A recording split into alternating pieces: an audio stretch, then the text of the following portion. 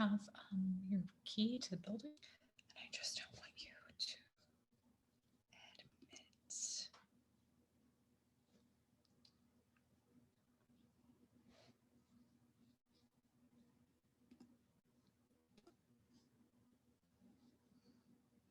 Hi, Randy.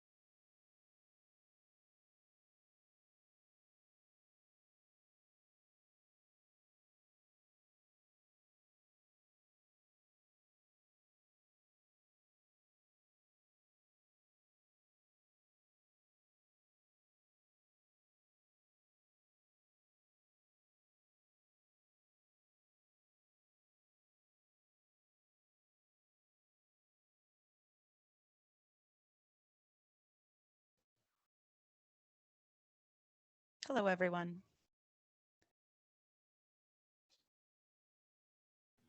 Hi, Kelly.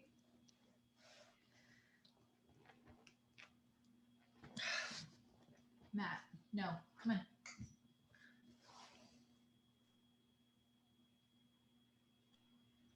Hey, Courtney, do you know when you're going to have the first session up on your YouTube page? I don't. Probably not until next week, and I'll probably put them both up at the same time. Okay. I am as soon as this class ends, I am going to Idaho for Hooray. a couple of days, and I will be gone. so, so probably next week sometime. No worries. My local SBDC gal had a client in who missed the first session, and so she was asking, "Can I still do it?" And I was like, "Yes, absolutely." And also, that resource will be available at some point. Yeah, it will be at some point. If you want to make me, if you want to make me co-host, I'll keep an eye on the waiting room. Oh yeah. Let me do that. I'm expecting the landlord of our new building to stop by here and pick up a key from me. So I keep looking outside, and I'm not paying enough attention to who's on the call right now, or who's trying to get in rather. That's fine. That's what I'm here for.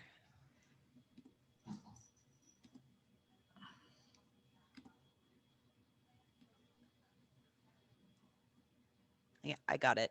So I'll keep an eye on the waiting room, and then just like last week, I'll monitor the chat. All right.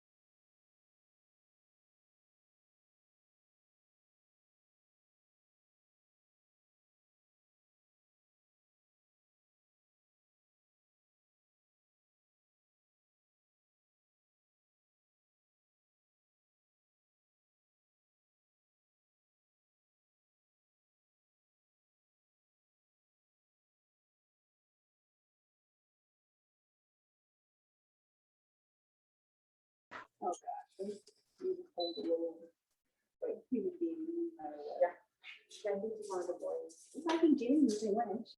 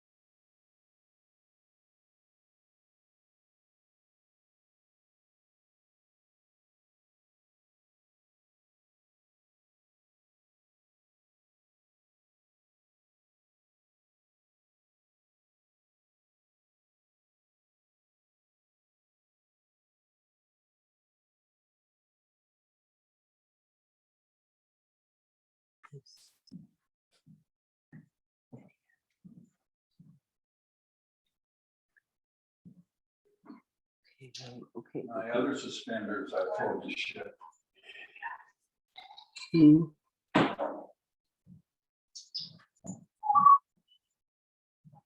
Oh, glad you made it, Kay. Can you see me? I can. Okay, I wasn't sure. No, Kitty, you can't be a part.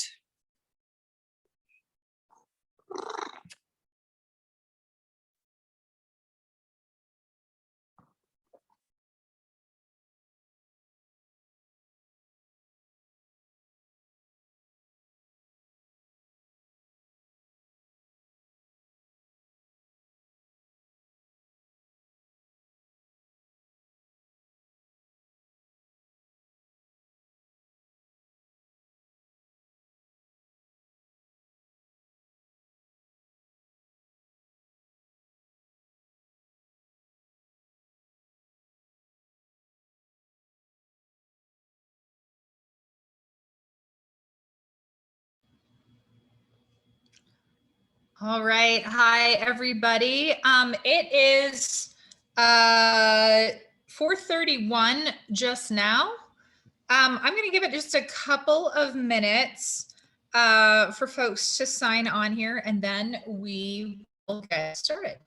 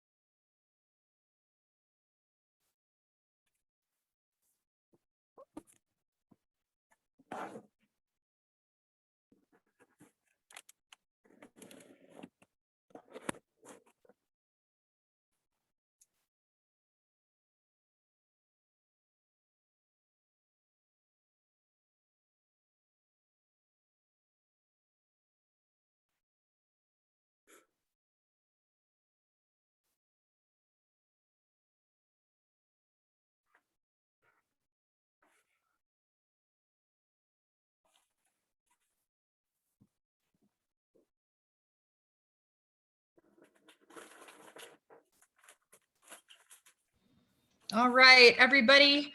Welcome to week 2 of Homegrown Market Fresh. We are really excited to see everybody logged on tonight. This will be available on later on. We will upload it. So for those who are registered for the class that aren't here, they will be able to catch up. This week's lesson or bit of information that we're going to share with you guys is how to apply for a producer's certificate. We're going to walk you through that online process step by step and hopefully remove some of the intimidation from actually applying for your producer's certificate.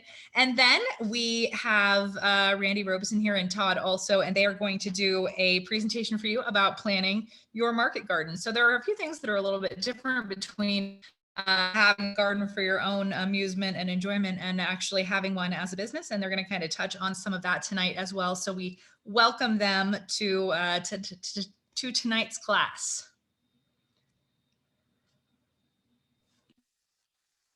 Thank you. All right. Also, we want to remind everyone that the Homegrown Market Fresh class series is being presented by Healthy Communities Coalition's Rural Health and Nutrition Initiative and also by the Fallon Food Hub.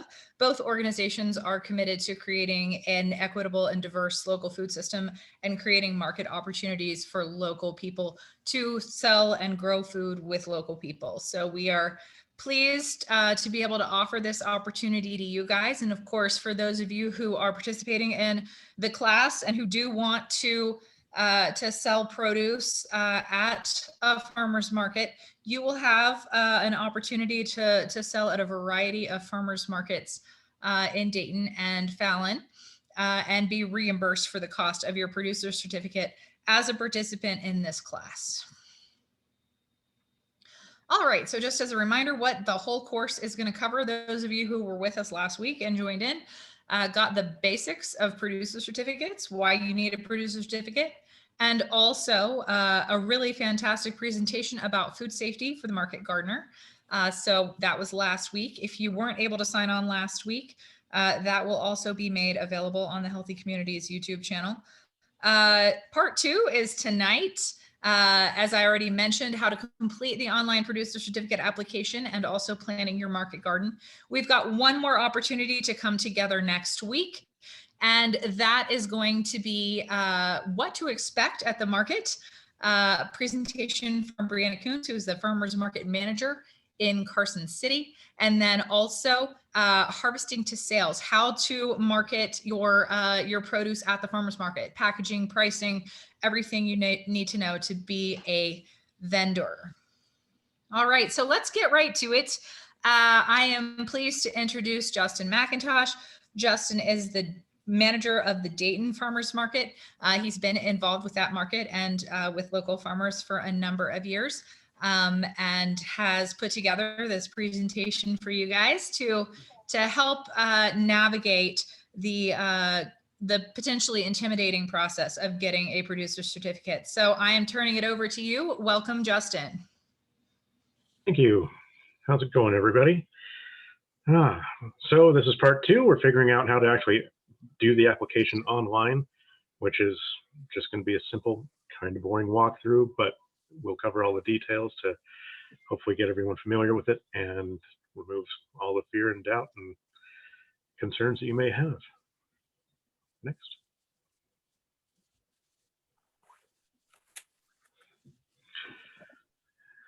Repeating myself again, I'm sorry. So we're going to step through the whole application for getting your producer certificate online at the Nevada Department of Agriculture's website.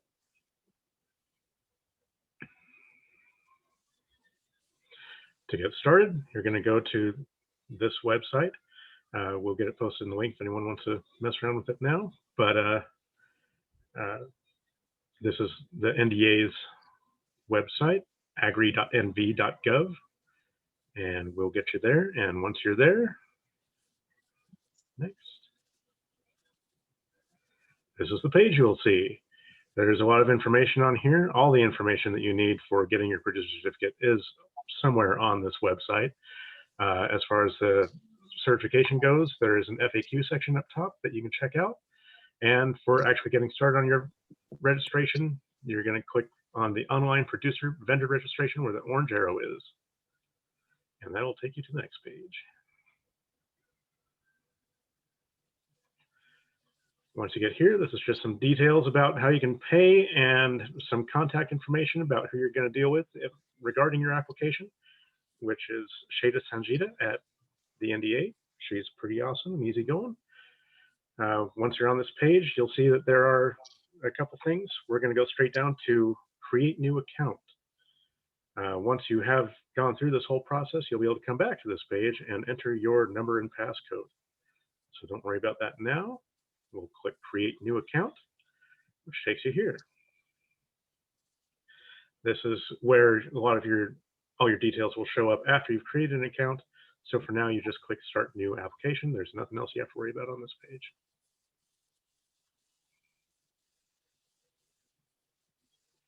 And that'll bring you here. There are 3 selections. We're going to select the middle one. This is what you select to file for a producer certificate. A vendor certificate is for things like farmers markets and stores that are selling produce from local farmers. And the farm registration is for organic large operations. So most of these will not apply to you. We'll select the middle one now, and that'll take us to the next page. This is pretty cut and dry. Everything that has an asterisk by it needs to be filled out. You start with your farm name. You can name it whatever you want. It's a lot of fun if you want to go there. We have some very amusing farm names in the area. As far as then you go straight down to your first and last name. Your mailing address is very important. If you can't do some of the other things on here, your address is how they will base your location of your farm. So keep that in mind. Let's see, your phone number and your email address are both necessary as well. And then you move down to your farm manager, first and last name, Most of us manage our own farms and do all that ourselves. So proprietor and manager are the same person. And you're going to repeat the address and where your address for the farm and what city and county it is in. And then we'll move down to the GPS coordinates. We're going to come back to this page in a minute. Keep in mind that at the top of the page here are the little tabs that you can hop around if you happen to miss anything or think of something else. You can move back or forward accordingly. No page is done until you have hit save and continue from this point. So keep that in mind as well.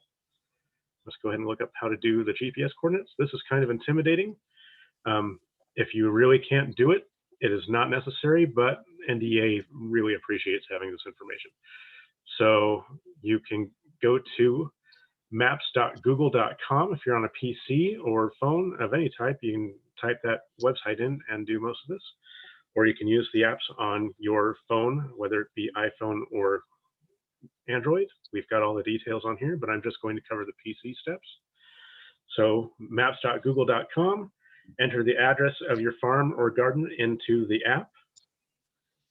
And once you're on the map, well, first off, I always click on the bottom left. You can see on the bottom in this picture here, this is our greenhouse in Dayton for healthy communities. You can click on this to get the satellite view. That way you can verify that what you're looking at is your farm location. You want to visually inspect that and make sure that it's not someone else's place. And then in the middle of the screen, you can right click on your location and that will show this little detail in the middle here. That is your GPS coordinates.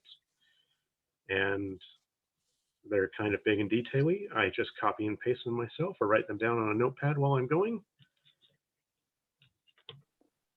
And you're good to go. Then we come back to this page, put in your GPS coordinates. Again, don't panic if you can't do this. This is something that you can do later if you need to, but the NDA really appreciates this. It really makes it easy for them to track where your food's coming from. And then once you're done filling all the asterisk items on this page out, you click save and continue at the bottom of the screen. And that'll take you to the production tab. Once you're on this tab, these drop downs are basic yes and no questions. If you're selling anything from bees, then the top question is a yes, and answer appropriately with all of these. Most of us aren't going to be selling fish, although one of our farms luckily did do that recently. Most of us will be down at the third section here, selecting produce, eggs, or bees for your simple producer certificate. Everything else here has some special rules behind it, so if you are doing anything else, please refer to the Nevada Department of Agriculture's website for the details that you need to follow. How many employees do you have? That one's simple. I have none. I'm assuming that most of us are the same way. We have our own garden. How is your farm product marketed? This is a required question. Most of us will be selecting direct. That means we're selling direct to the customers or restaurants or the end user. Farm map, this is an extra thing to do, but it is mostly for larger $25,000 production farms or bigger. But this is a good idea to have for safety and just to have so you know where your plants are in your garden. Make a little map that shows what you have planted where, and that will help you with seasonal changes and things like that. For this, it is completely unnecessary. The Department of Agriculture basically only uses this for very large farms. But for personal use, it's a good little thing to have. You need to document what type of water delivery you're using, whether it's a drip system, flood, furrow. Most of us will be using drip or sprinklers or hand watering. And you need to select where your water is coming from, whether it's municipal, well, or surface water. Our animal products being used as soil amendments, that one's just yes or no. Personally, I don't use them, but many people do. If yes, you have to tell what kind of product you're using. And that's entirely up to you what you use. Some of us use manure or compost with byproducts, and hydroponics use fish products and things like that quite regularly. These last ones are all optional at the bottom, except for the last one. What food safety education have you received? Personally, I've just got a Food Safety and Modernization Act training, and it was a 4-hour course that I've done. And what date did you receive the education? And are you filing as a school garden? Most of us are not, but some of us are. So please select that appropriately. And we'll move on to the next page. Oh, ignore that bit about uploading the farm map. All right, now we're on the crops page. This is where things get a little complicated. This drop down under number 1 for crop name, there's 357 different crops. And you need to add each one that you suspect that you will be selling individually. So you go through, you use a little scroll bar, you select your plant, and then you select, tell them how many square feet or larger that you may be using. It gets pretty repetitive. The larger the garden you have, the more things you've got to add. So this can be, as I said, edited later if you need to. Once you've got the application in, you can change this, but there may be another inspection involved, so keep that in mind. Try to get everything in this first shot. Most of us are going to be using square feet for each type of crop. So whatever you're doing, if you're using like an 8 by 12 bed and half of it is going to be tomatoes, then you multiply those two numbers half. So we'll say 4 foot by 6 foot, you've got 24 square feet of tomatoes, and that will go in the quantity tab. Once you're done choosing your unit and your quantity, you select whether or not the crop is processed. It shouldn't be. Most of us are going to be selling directly, but you can dehydrate or break things down some without adding or cooking in any way, and that's still acceptable.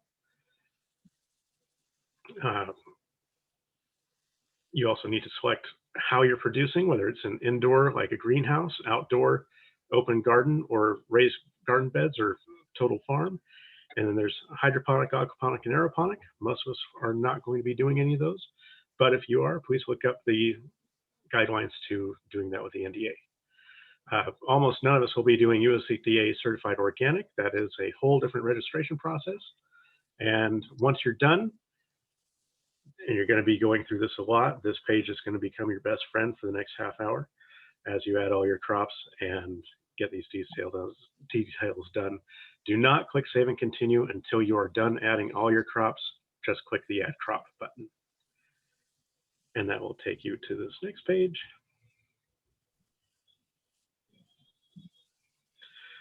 Here on the bottom half of the screen is all of your crops that you have added. If you make a mistake, you can remove it. You can go back to production and do it again if you need to. But go through and verify before you select to end this or to save and continue beyond this page. Make sure everything's there.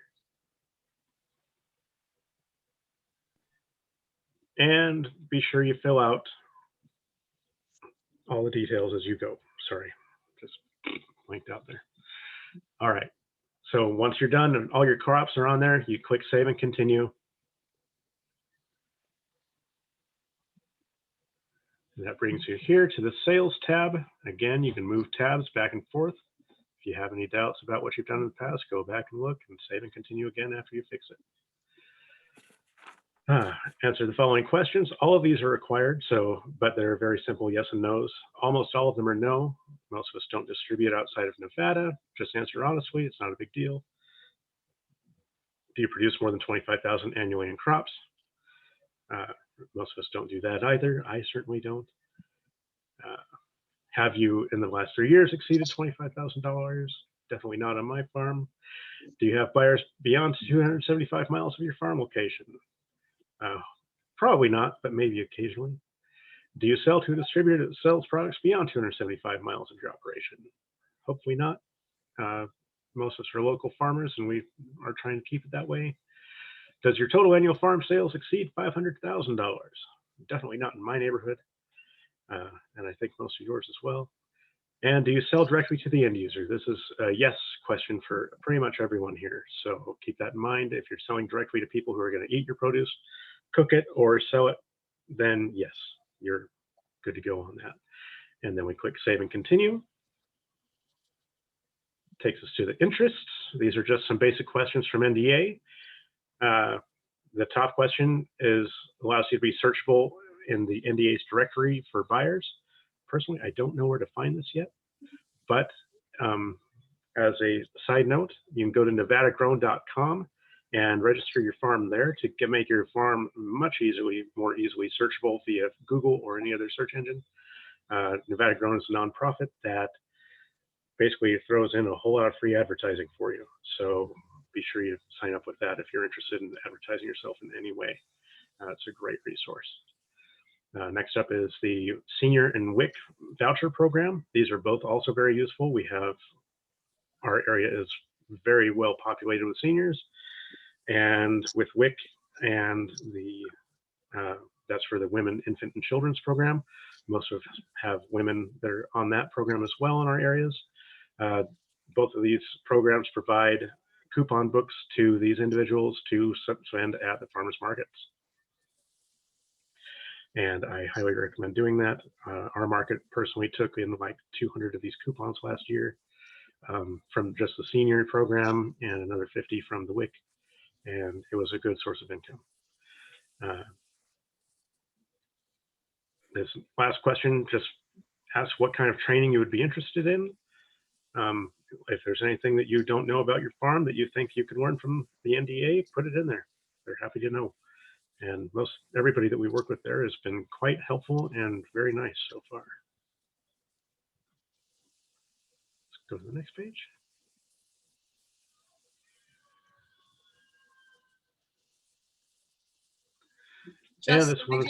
Justin, I just want to add in there that if you want to accept those coupons, that is a separate registration that folks will need to do aside from this producer's certificate. And they do have a cutoff date. You have to turn them in at a certain time, but it's well worth it so far. It really is a draw for bringing people in and an extra source of income. Everybody's a little more willing to spend a little more. All right. Once you're done with that, we are on the payment page. There is a $50 registration fee for the first year. That includes a $20 fee for inspection that the NDA does when they come out and looks at your farm. They just come out and check for basic safety stuff that we covered in the first class.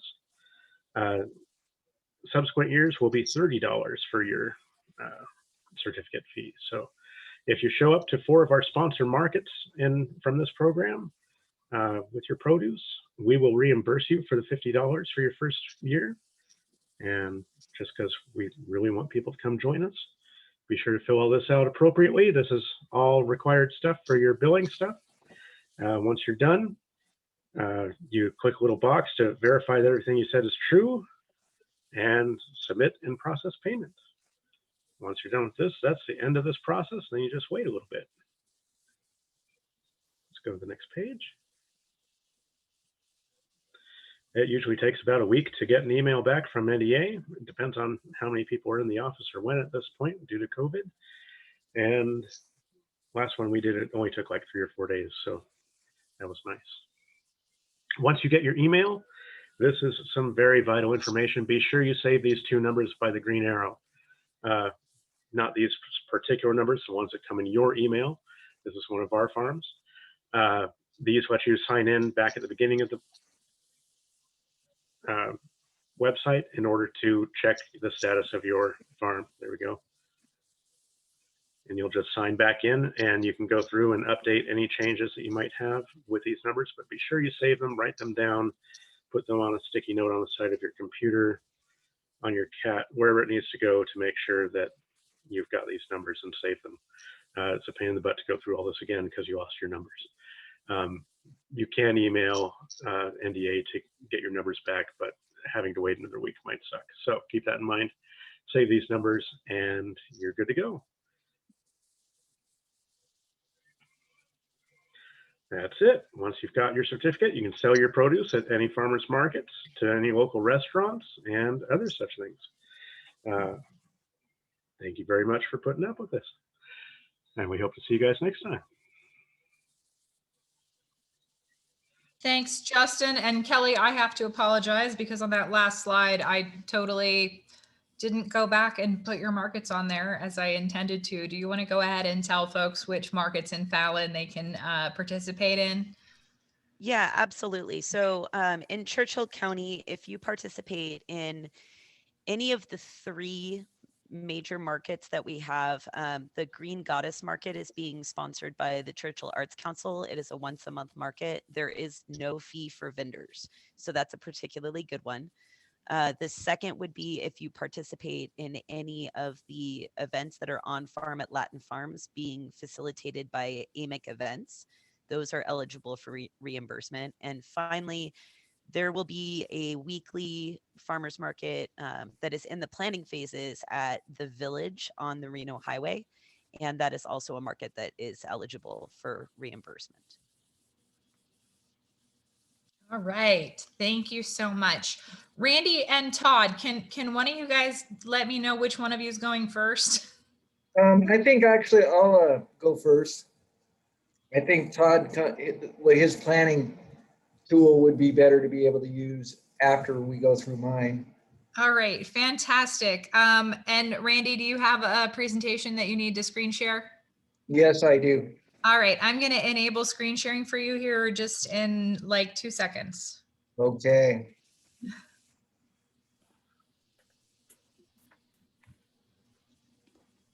All right, see if that option is now available for you. It does. Hang on, I'm kind of messing around here. So I sent you an email. So let's get started. See, share screen. Here we go. So screen, there we go. Share. All right, I'll start my slide presentation here. We'll get going from there. So my class today is on how to transition from a home gardener to a market gardener. And let me give you a little bit of history. I currently run a market garden out of my home and my ranch north of Reno. I currently provide enough vegetables for 100 families of ethnicity. And what I do is, because of our food insecurities, I give all my produce away. I've allowed these families access to it, and they make a small donation, whatever they can. It's not a pay for the pound or anything. So when I first started out, I was a home gardener, very similar to most folks that are taking this class. I had a small garden, about 3/4 of an acre, and I started doing a lot of gardening, and I had tons, like everybody else, tons and tons of vegetables. So many vegetables that they were overwhelming. So then I didn't know what to do with them. So I started giving them all away to my neighbors, but at some point they'll only accept so much food. And so what I had to do is come up with some way, resource to, because my passion is to be able to grow food, not necessarily to consume it. At the time I started gardening, which was about 45 years ago, I had a family of 4. All my kids were grown up. And as I continued my passion for growth, I ended up with this tremendous amount of food. So what I did was reached out, or actually they came to me, a Muslim community came to me and said, we are looking for our community to have fresh vegetables. And we'd like to know if you'd like to provide that with us. And we also provide them with meat, goat, cow, and sheep, as well as poultry. We do about 1,500 to 2,000 chickens for the group also.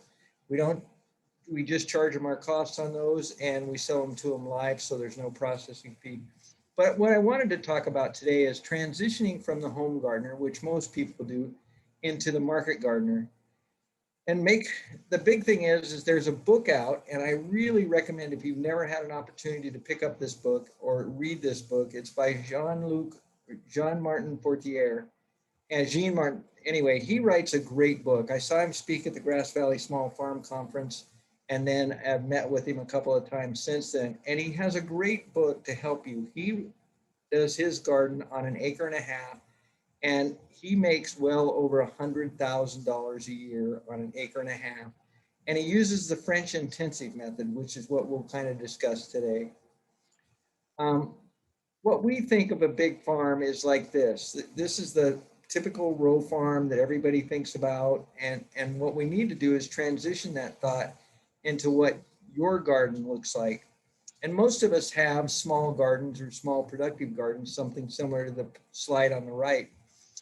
My suggestion by the end of the day, and we'll cover this a little bit later on in the second slide presentation, is by doing your garden in the French intensive method and going through that process, you're going to be able to quadruple your yields in the same space that you're planting. We're going to also talk about in our second slides on different planting ideas in different locations and different ideas. I call it hillbilly gardening when I teach my classes for the cooperative extension, because a lot of the stuff that I utilize are resources that you can currently pick up at the Home Depot or at Lowe's or at a garden center or at Walmart. So what I really want you to stop thinking about is that you're not a gardener anymore. You're a farmer. You're just a micro farmer. The main difference between what you do and what the commercial growers do is they use synthesized chemicals, they use pesticides, they use all kinds of stuff to be able to get the maximum production out of the yield of soils that they have. And gardeners tend to be organic. They tend to be particular about what goes in the soil. They tend to be more, in my feeling, ethical about the treatment of our plants. That sounds silly, but it's true. I think it's important on how we take care of our plants and how we take care of our soils. So for us as gardeners, I feel that we utilize better practices and an opportunity to produce a better vegetable. So it's a better opportunity because when you're a gardener, you take health care and pride in the health and care of your soils. And like I said, you are a farmer. You're just a micro farmer. And how do you tell? We're going to go through all this stuff. How much produce can you can or freeze? Is your garden a place of joy? Do you bring nutrition? Do you care about nutritional density? And you care about your soils? That's the difference between a commercial farmer and a micro farmer. Making the transition from that gardener to a seller is now you're going to sell your produce. And what we're going to cover in this slide presentation is when you want to pick it, knowing the legal process to be able, he just went through the process of being able to provide that. But there's some other issues that he didn't speak about that you'll have to address, and we'll talk about those. And the cool part of this is, and I really mean this sincerely, is that people will start seeking you out at the farmers markets if you produce a great product or you produce an unusual product that people can't typically get at the grocery store, at the market. Our biggest production are determinate potatoes, and we'll kind of go through that as opposed to indeterminate potatoes. And those seem to be our biggest hit with the community because they're so unique and they're so hard to get. So what we're going to do is talk about a lot of that stuff. And you're here to learn how to do it. So let's get going. Selling your produce, grow items that are in high demand, and working with a co-op. I know that sounds kind of silly, but once you start doing it, there's certainly no reason that you can't get involved in our little co-op, the Great Basin Co-op here in Reno. And what they'll do is they have a produce buyer that comes out just like the NDA. Keep in mind that they will do an inspection and they will expect to see your garden, and they need to make sure that you are in fact producing the produce and not buying it from another farmer and reselling it. So it's very important that you grow items that are in high demand and that you work with your co-ops. The other thing that we talk about is small space gardening and French intensive. And the other thing I really think that's important is that as gardeners and farmers, micro farmers, is that you share your resources. Everybody runs a seeder about the same time within a week or two, or everybody runs, if you use a rototiller or if you use a double spade pick, whatever you're using, start thinking about sharing resources with other farmers. Remember, the idea is it's not how much you make, it's how much you spend to make that profit. So if you can decrease your outgo by increasing your participation with other farmers, you'll find that a co-op is probably the best way to go. Sit down, share your resources with other farmers. I'm sorry, my wife just came in the room and is trying to get some stuff here. Kind of distracted me a little bit.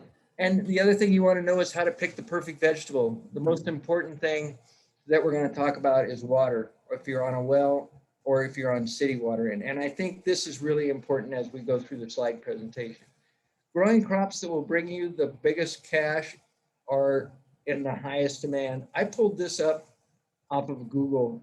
Pretty sweet. I've checked on the highest selling produce that are in demand in farmers markets in the West Coast. And these were the top 10 items that everybody felt were biggest demand at the market gardens. And I'm not a market gardener. I mean, mine's all taken, so I don't have to sell it. But I can agree with everything they say here. For me, probably number one is potatoes, and then broccoli and cauliflower, turnips and radishes. It's a little bit different, but I can guarantee you every one of these crops is in high demand. When you get an opportunity to start producing those, it's a great learning experience. And we'll talk a little bit more about the broccoli and cauliflower and stuff as we continue to go. What you really want to do is set yourself apart from other farmers. Sorry about the from, I put this together today.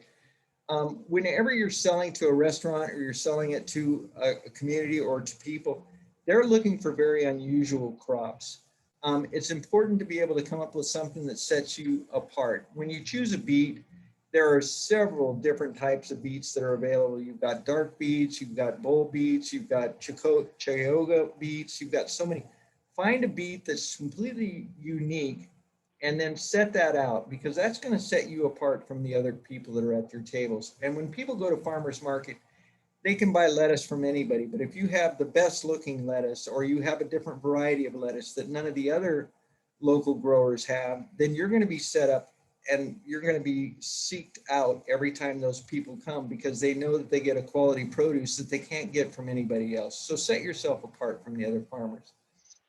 The other thing is that you really want to do is when you pick your produce, you want to pick the perfect produce. And I know that sounds a little snotty or arrogant, but here's the thing. If you show up at the farmer's market and your produce isn't presented right, what you'll find is most people will just walk right on by your stand. So presentation is probably the most important thing.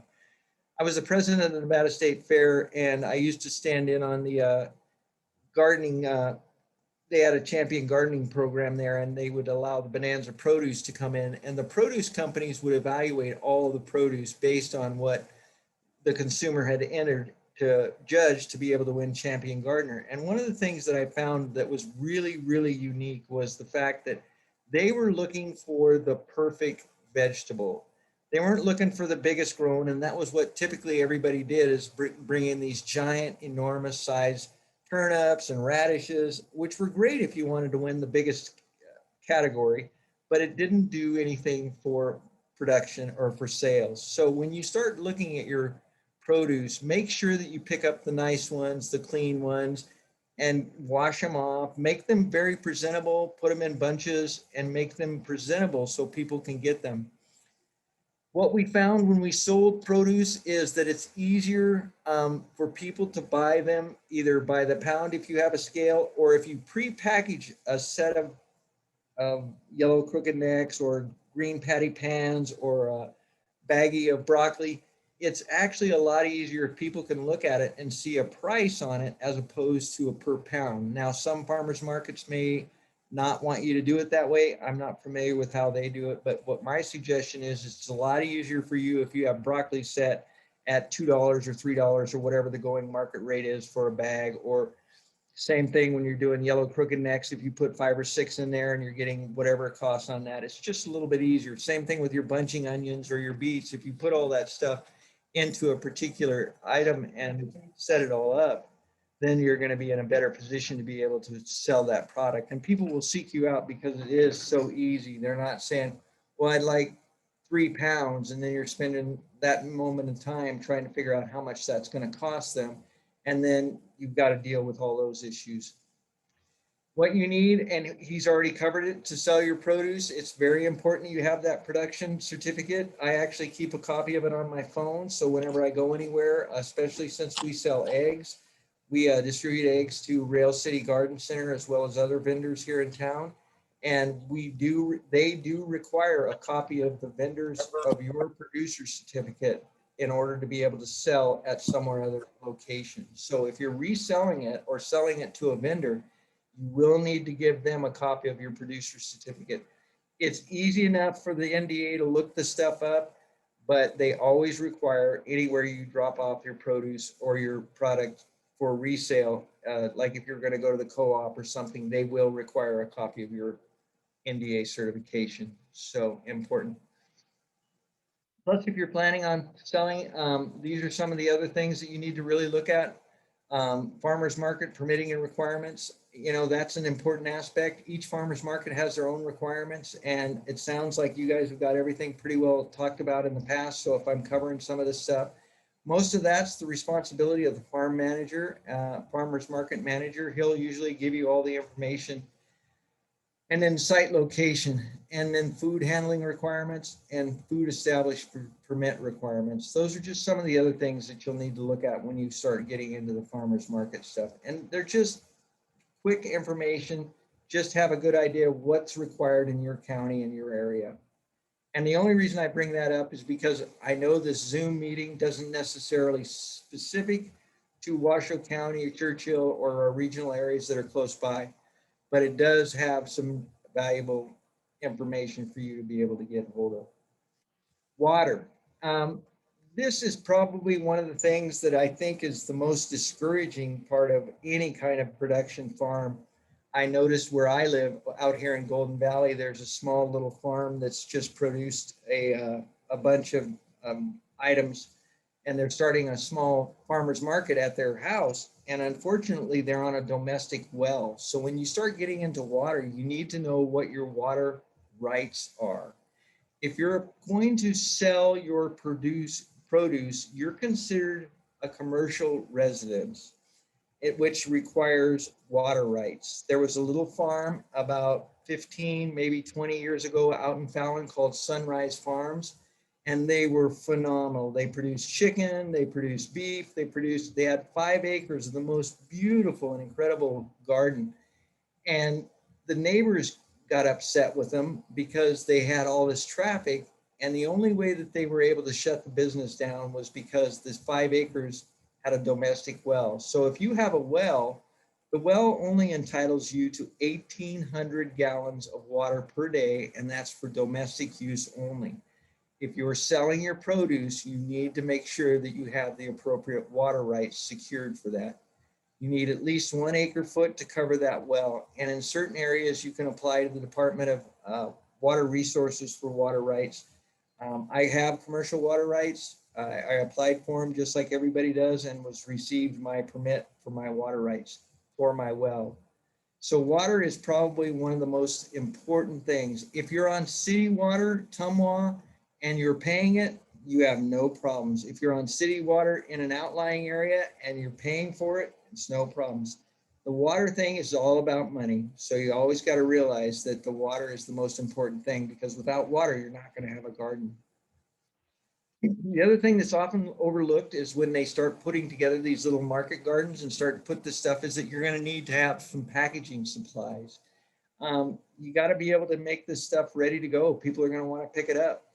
You're going to want to find out how you're going to transport it from your home to the farmer's market, and we're going to cover that also. But make sure that you look at all these things before you actually start heading for the farmer's market. Rubber bands are my favorite thing in the entire universe. The wooden crates are really cool. If you're planning on setting up wooden crates, you can buy a box of vegetables, set up a wooden crate, make it really neat. You can pick these wooden crates up at Michael's or a Hobby Lobby for like $5. And really, you can even carve your name in it or stencil the name of your farm and tell them if they recycle the basket, you'll bring them another basket next week. And you can set these up. But the rubber bands and the little bags and stuff are very important when you get to a farmer's market. You want to present yourself as professionally as you can, because the consumer that's buying your product is expecting a better product. And that is your goal, is to produce a better product. So you want to make sure that when you produce it and you've gone through all the late work, present it as well as you've produced it. Transportation, this is really important, because when you get those beautiful fresh vegetables out of your garden, what are you going to do to get them to the farmer's market so that they still look as beautiful and as fresh as they should when you get an opportunity to display them? So it's always important to think about how you're going to get those items from the farmers, from your home to the farmer's market and keep them as fresh. These cooler boxes on the top right-hand corner are awesome, and you can pack them full of a little bit of ice. Don't want to ice them down too much because then you'll burn your vegetables, but you can put a layer of towels. What I typically would do is put a layer of towels. And I actually created food boxes. So my consumers would come in and they'd get a food box. And the food box would be consistent of whatever was seasonally grown, and they would pick up their food box with all the stuff that they have. And that would give them the ability to return their items in the cooler box. And we had a basic deposit for the boxes because they cost me. And then if they returned it and we gave them another one from the next market, then everything worked out. But if they didn't, at least we were able to pay for our boxes without having any outgo on our part. As far as transportation, you're going to need some way to get all that produce. I put this picture of this truck up here. I thought it was kind of an interesting way to be thinking about going to the farmer's market. And that would be an incredible load to be able to sell. So transportation. The next thing we want to talk about that's really important, and I know I'm going a little fast on this stuff, is payment. How do you guys plan on getting paid? A lot of these farmers markets don't have an ATM at the front entrance, so it's hard for people to carry a certain amount of money. So what you're going to want to do is set up a payment system to be able to get paid. In order to do that, you need to set up a merchant account at a bank. And most banks, or in my experience from banks, they'll give you all the credit, well, they don't give it to you, they'll lease it to you, all the credit card information, and you can have it set so it goes direct deposit into your bank right away, which is great because it gives you the option of being able to record your sales so that you have an idea at the end of the year of how much you actually sold. And if you're utilizing a business account, it also gives you an opportunity to be able to track what you spent, which if you're in farming, you're going to realize is a very costly venture. I laughed earlier when he was talking about the fact that it's hard to make $25,000. And after your expenses, if you keep good track, you're going to realize it's a very expensive process. Your actual point return on investment is about between 10 and 30%, depending on what vegetables you're planting. So it's important to set up some sort of a payment option so that you have an opportunity to be able to accept the payments. And there are different payment methods. You can get a little iPad and put a square in the side of the iPad and you're ready to go. It's pretty quick and easy. The other thing that I use that's kind of talks about payment and iPads and different is in a lot of the farmers market, I use Google Translate. And the reason I use Google Translate is because a lot of my buyers are ethnic and that they typically don't speak English well, and Google Translate will translate what it is that they're looking for. So if you have a Spanish speaking or Filipino, or for me, most of mine are Filipino, Spanish, Muslim, and so it's easy for me to get translations. So a lot of my customers will show up and they really don't speak a lot of good English. So think about picking up some way of being able to use Google Translate or be able to translate. Just some food for thought, especially if you're getting into this. Now, go out, start selling your vegetables. Do you guys do a question and answer session now, or what do you do with this kind of stuff, Kelly? Randy, we had a couple of questions that popped up in the chat. Perfect. The first one was a question, and it's been answered really quickly, but if you could talk for a moment about rainwater collection systems. I know that currently state of Nevada, you're not allowed to collect rainwater, but maybe you can talk a little bit about that. Well, that is true, and it's not true. There's current legislation right now. It is true. You're not any water is a state resource. It's considered a state resource.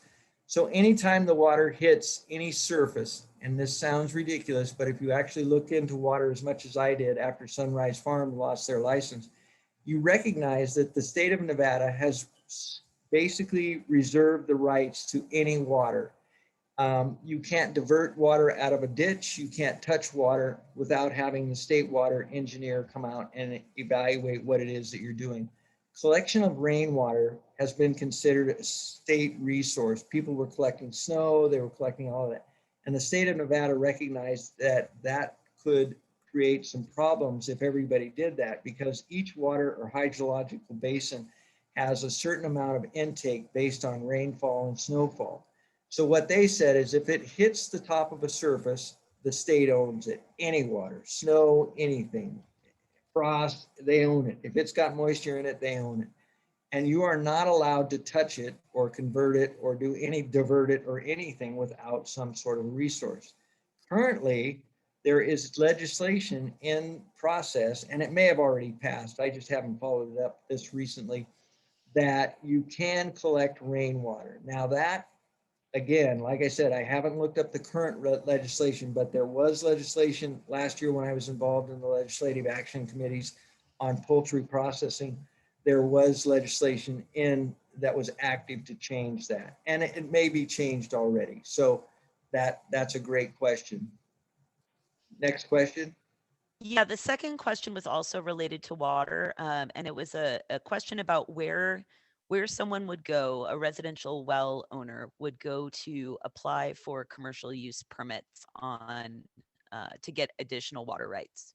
And that is an excellent question. The Nevada State Water Engineer, and it's just Nevada, State of Nevada Water Resources, and they actually have permits, how to apply for permit.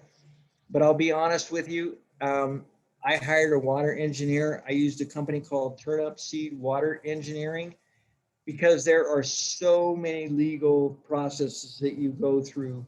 And I can tell you, you have to file a site plan, you have to file a water plan. From experience, I can tell you, it's a very difficult process to navigate on your own.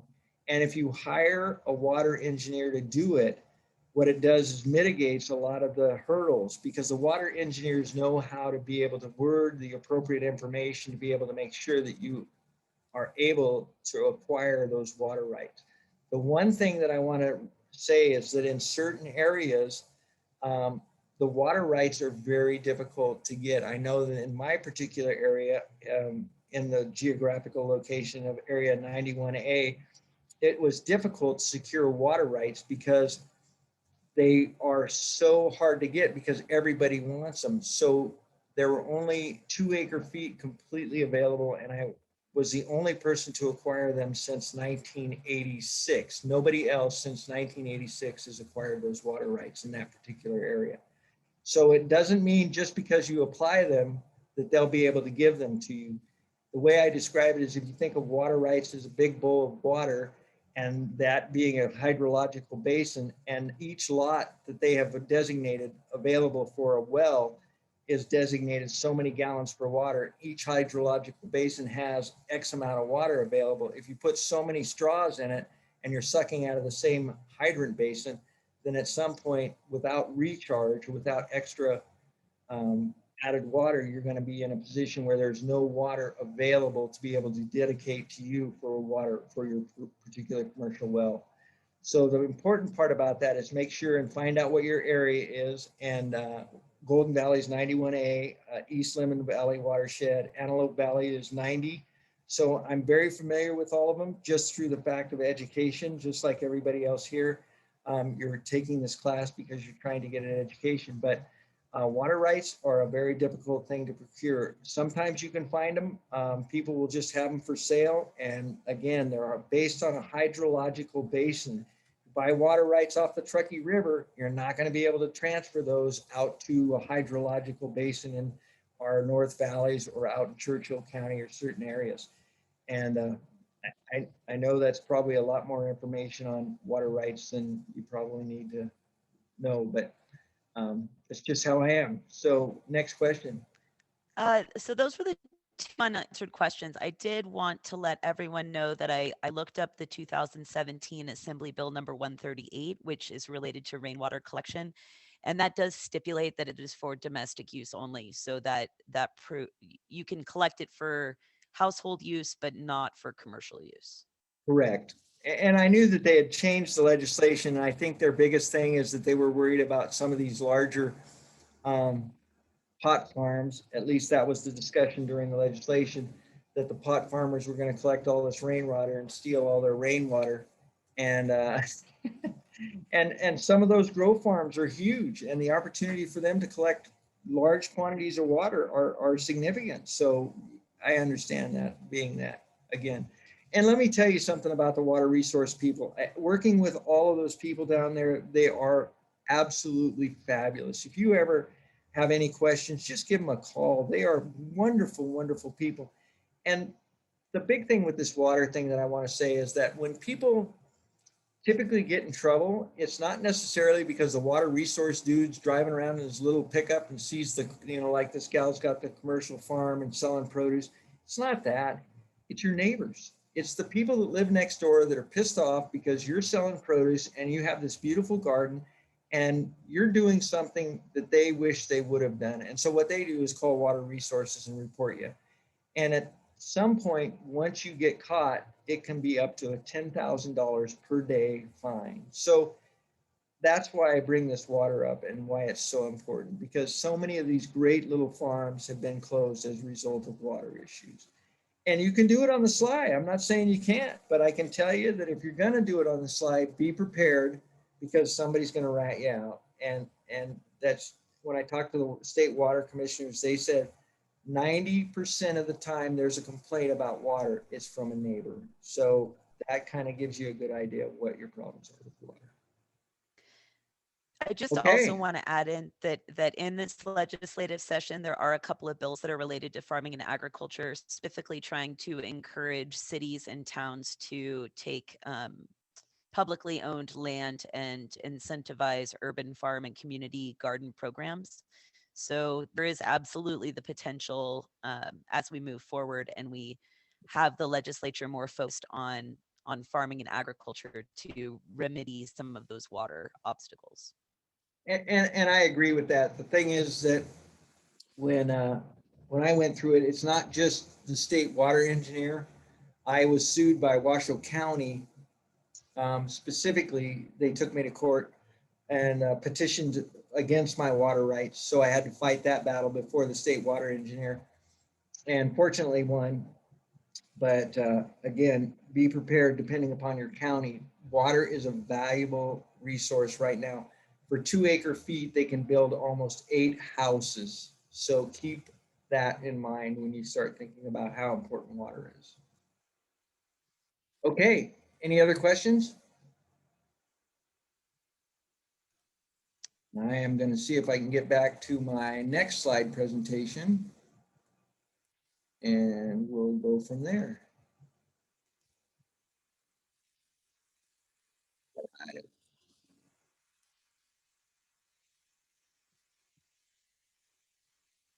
From the beginning. This is all about, here's the most important thing for me. I want maximum yield. I plant 96 heads of cabbage, 96 heads of broccoli in a 4x8 bed. And really, in the French intensive method, basically in the United States, everything is done agricultural practices with heavy equipment and large tractors and stuff. But in the European countries, they don't have the opportunity to be able to grow in such large quantity on acreages. Every bit of land is being utilized. So they have community gardens and they'll have little plots. The idea is that you plant every square inch of that plot with something so that that soil doesn't have any opportunity to evaporate the water out of it, but it also gives you the maximum growth. I know we were talking earlier, gentleman before me was talking earlier about use of manures and organic material and all that into your compost, but I am a big advocate of use of manures. Now, if you're going to use manures on your produce, you have to be very cautious and wash them after you've got them ready for presentation, because the potential for salmonella and other disease processes are out there. So very important here when you're using compost or using organic material into that, it has to be composted. And in the compost process, it has to be heated up to a temperature of 180 degrees or above. And we'll cover more of that as we go. But the French intensive method gets the maximum utilization of resources from the soil conditions. I plant over I would say 100 squash plants in a 4x4 bed. And everybody's like, you can't do that. The proof is in the pudding. Typically when I show my slide presentations for Bartley Ranch and people come out and take a look at my garden or want to see my garden, after the presentation, they typically will say, I want to see your garden because I think you're full of shit. And it's wonderful when they come out here and they actually get an opportunity to see how much yield you can get out of a small area based on the French intensity method. Now, there are some caveats to that, and we'll go through those. I think this guy is probably my hero. You know, the best thing that I've learned from gardening is what I've done wrong. Everything I've learned is what I've done wrong, and it made me a better gardener. You know, we all have successes in our garden every year. We'll have these great tomatoes, or we might have great something, and then we have failures. Being a type A personality, I had to research to find out what caused my failures, and I didn't know what that typically was. So I would do plant pathology. I spent a lot of time down at the NDA, and I'd bring in my plants to find out what was wrong with them. If something died, I wanted to know why. And typically it was my fault. I would typically overwater it, over fertilize it, or just overexpose it to the sun. So I killed all my plants with love and kindness. And unfortunately, good decision making comes from experience, and experience comes from bad decision making. So over 40 years, I gained a lot of knowledge on how to make good decisions. I want to really talk about this on what makes a garden. I know that this kind of looks kind of silly. Most people typically will do what I call a raised bed, and that's just a bed right out of the dirt in the middle. But you know, I challenge you to start thinking outside of the box. Start thinking about small areas. Every inch of your garden, every inch of your yard can be covered with gardening, with some sort of box bed or raised bed. And these baby pools and the red tubs from Walmart make excellent gardens. And I know this is going to sound silly, but those baby pools, if you plan on growing or would like to grow asparagus and you don't have access to water, high concentrations of water, asparagus is known as ditchweed because it grows along the ditches because it likes wet feet. You can plant an incredible amount of asparagus in one of these baby pools. Now, I know everybody says, well, what about the PCBs? What about the... They're all recyclable, and they're marked on the bottom of the plastic, and they are food grade or quality or above. So you're not going to get concerns about absorption of PVCs into your produce. So the little red totes and the baby pools are great things. Why? Because they give us season extenders. So if I get 2 baby pools and I fill them full of produce, and I mean fill them full of produce, and I got a frost, all I got to do is grab another baby pool and put it over the top, and I got instant greenhouse. Now, if I'm going to start my garden early, I want really early growth, like we want peas, or we want lettuce, or I can start that stuff almost a month earlier by simply taking a baby pool, putting it in the ground, or not in the ground, on top of the ground, and putting another baby pool on top. It maintains the moisture level, it maintains the heat, and then if there's a frost, I can take the top or put the top on, and if it gets too hot, I can take the top off and just use simple clamps. Same thing with these red totes. And I love these red totes for small produce, carrots, beets, whatever, because I can get a ton of vegetables out of those particular totes. And it gives me the option, if there's a frost or if there's something else going on, to be able to protect my plants. So if I know when Mike Alger comes on at 6 o'clock and says, big frost alert, I can put my tops on my baby pools or my totes, and I'm ready to go. The other thing is that if you don't have room or money to spend on these kind of items, just get bags of soil and put them down. And again, some of the areas that you can't plant, there's always room for a bag of soil. The nutrients in that bag will give you everything you need to be able to use to get a good garden.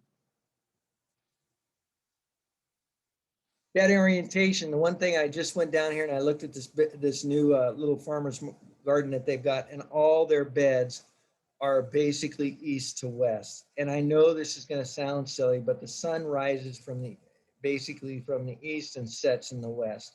So all they're doing is heating the center of the bed.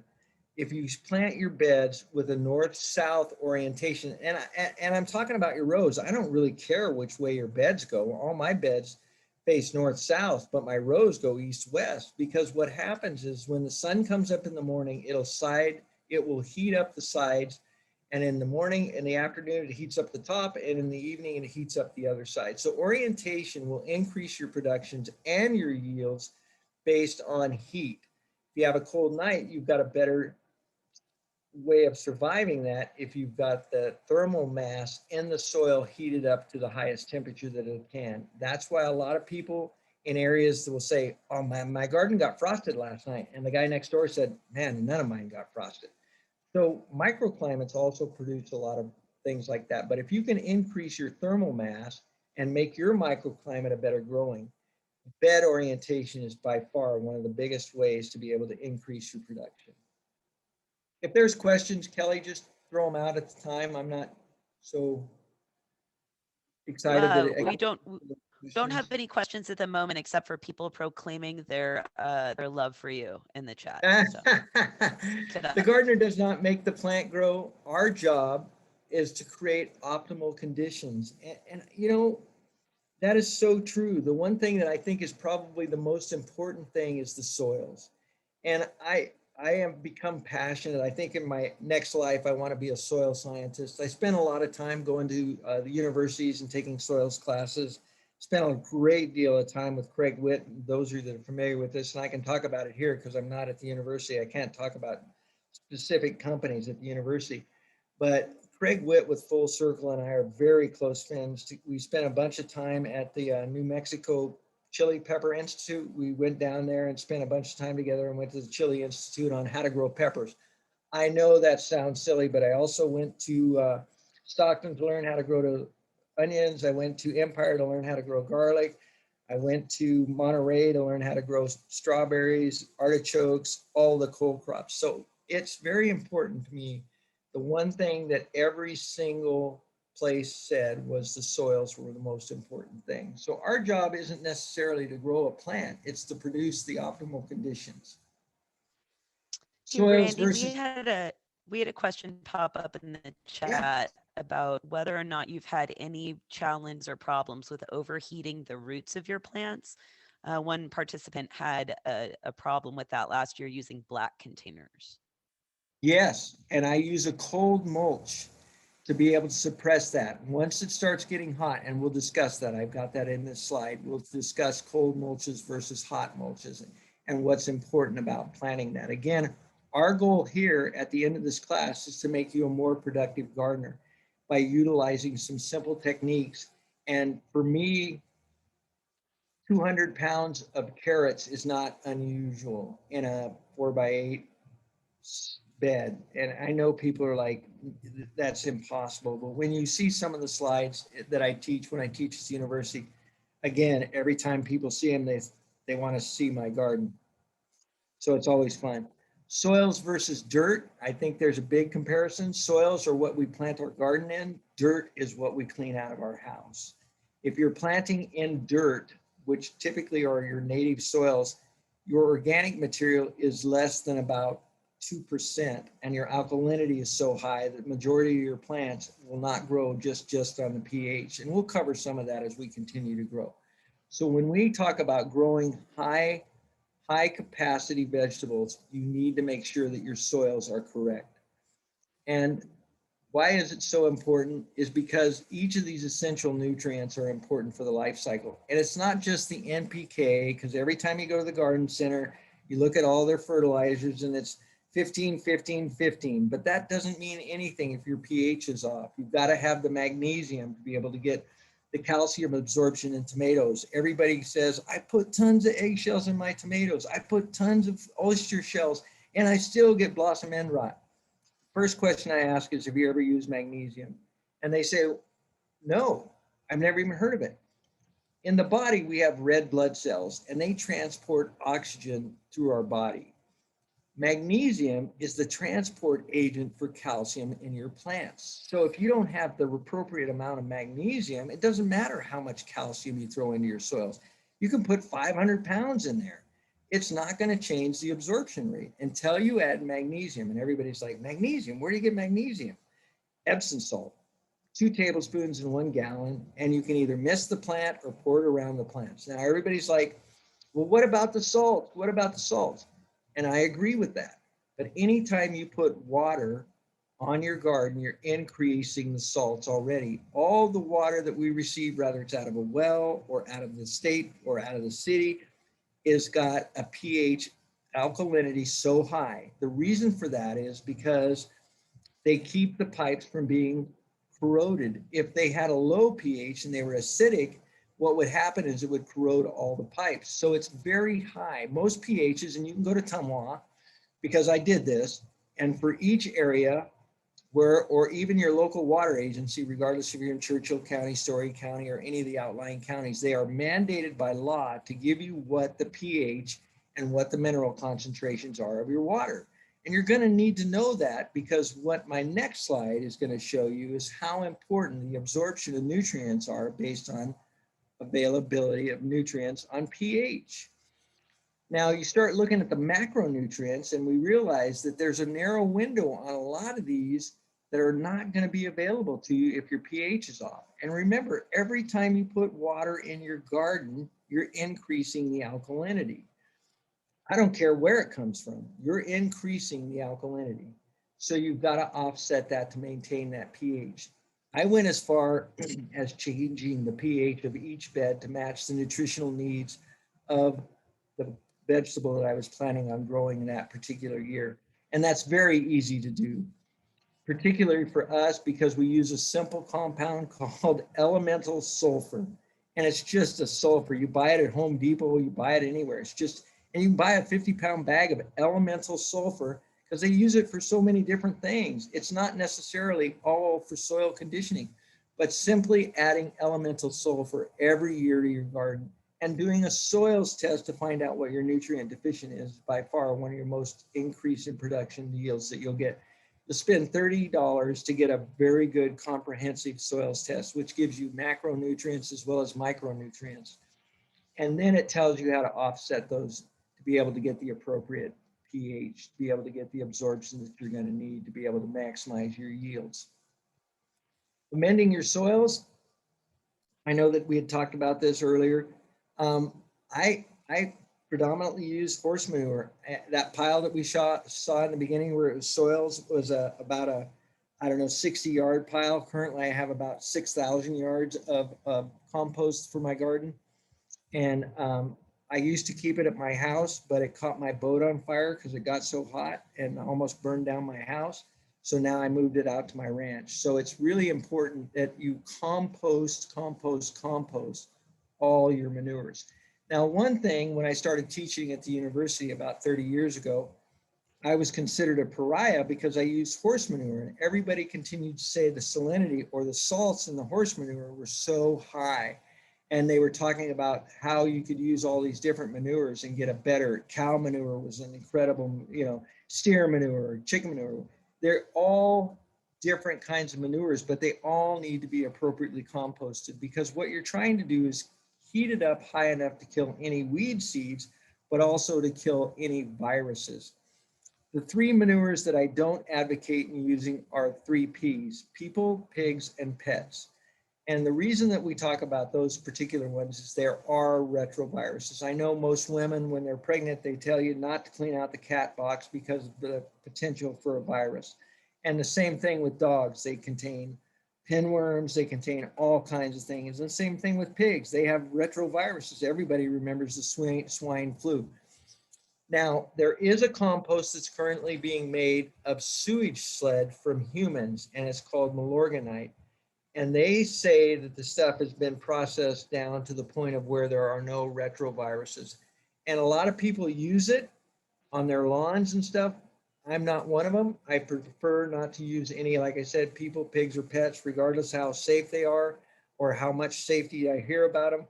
I would rather stick with old-fashioned horse manure that I've composted, and I know that's getting up to 180 to 200 degrees. So we're going to talk about the salts in each one of them and the material and the information. When you look at compost, especially because it's very available from people, if they've got horses, they've got manure, people are happy to give you away their horse manure. There's always a question about if you use a wormer, and I've had this 100 times.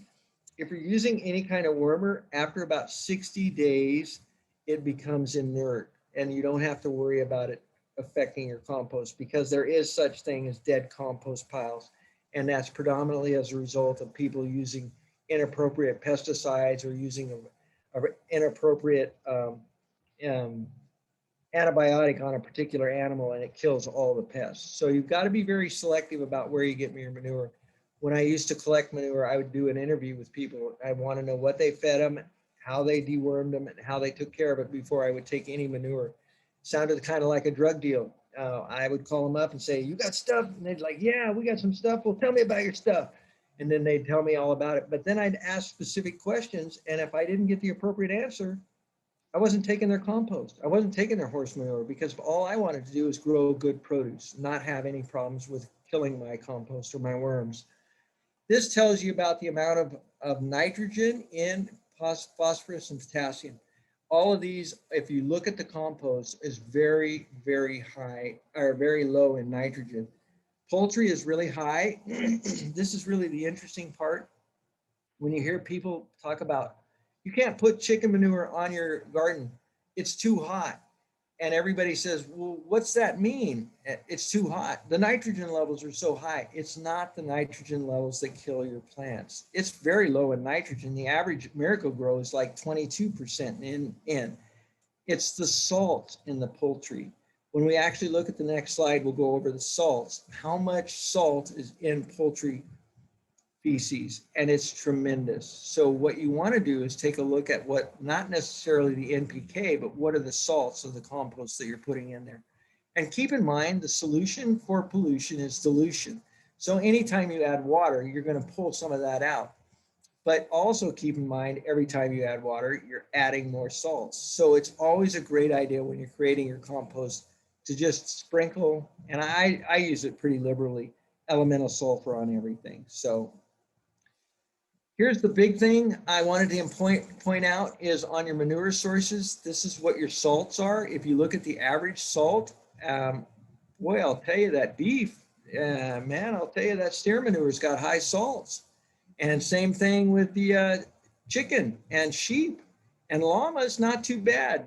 Hog, basically, we don't use it because it's bad. And but I really wanted to point out what the pH of horse manure was. It's 6.2. I'm sorry, the EC of horse manure is 6.2. So what they do is they mix up a portion of the horse manure with water. They stick a probe into it, and they find out what the EC, electrical continuity, of that particular salt is. And the higher the continuity or resistance that they receive, it tells you the higher concentrations of salts. And when I first started at the university, I was a pariah because the salts were so high. But then I went to the University of Colorado, the extension agent, and I showed them this, and they said, oh, okay, well, now you're okay. You're not a pariah anymore. You can actually use horse manure. I love horse manure because it's organic, it holds a lot of moisture, it keeps the soils friable, and it allows me to be able to get good tillable soil.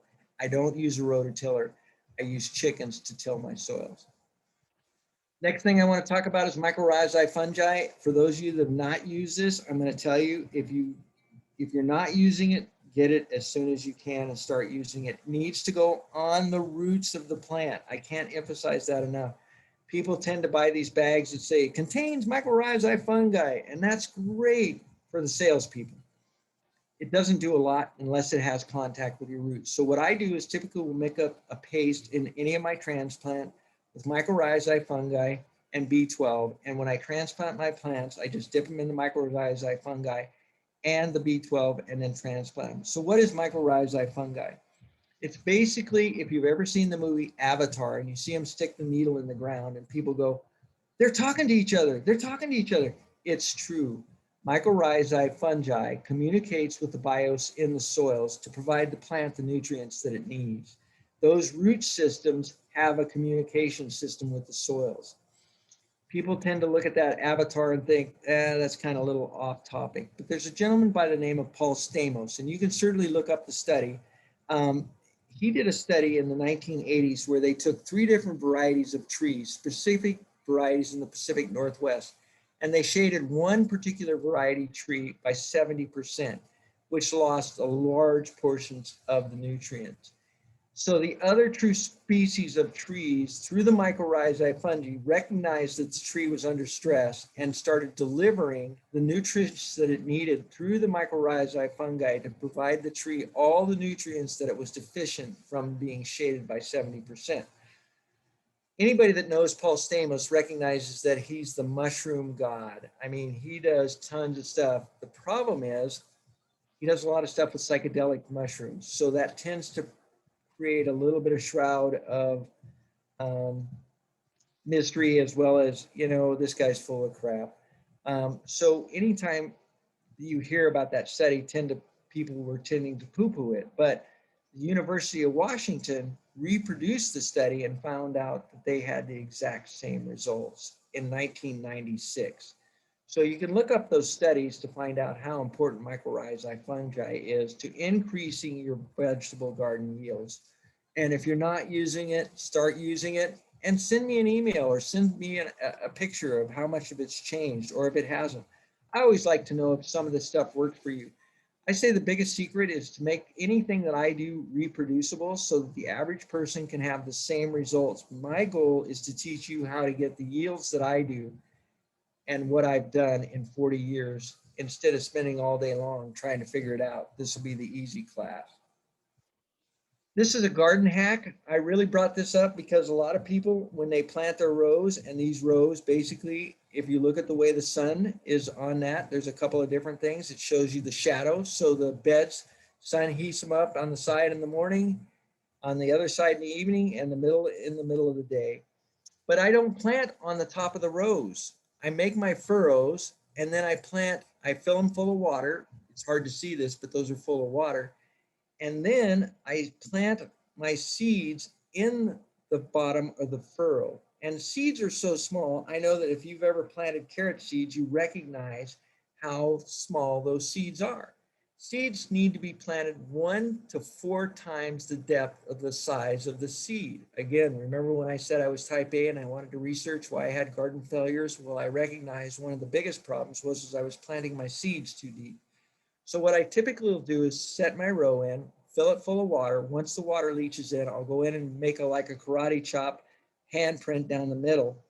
And then what I'll do is I'll plant, I just plant as many seeds as I want in there. I fill it full of seeds, and then I go back and tamp the seeds down, and then I add water. Not a lot, because we'll wash all those seeds in one area, and that's why it's important to fill the bed full of water to make sure that it's level. So you just a little bit of water over the top.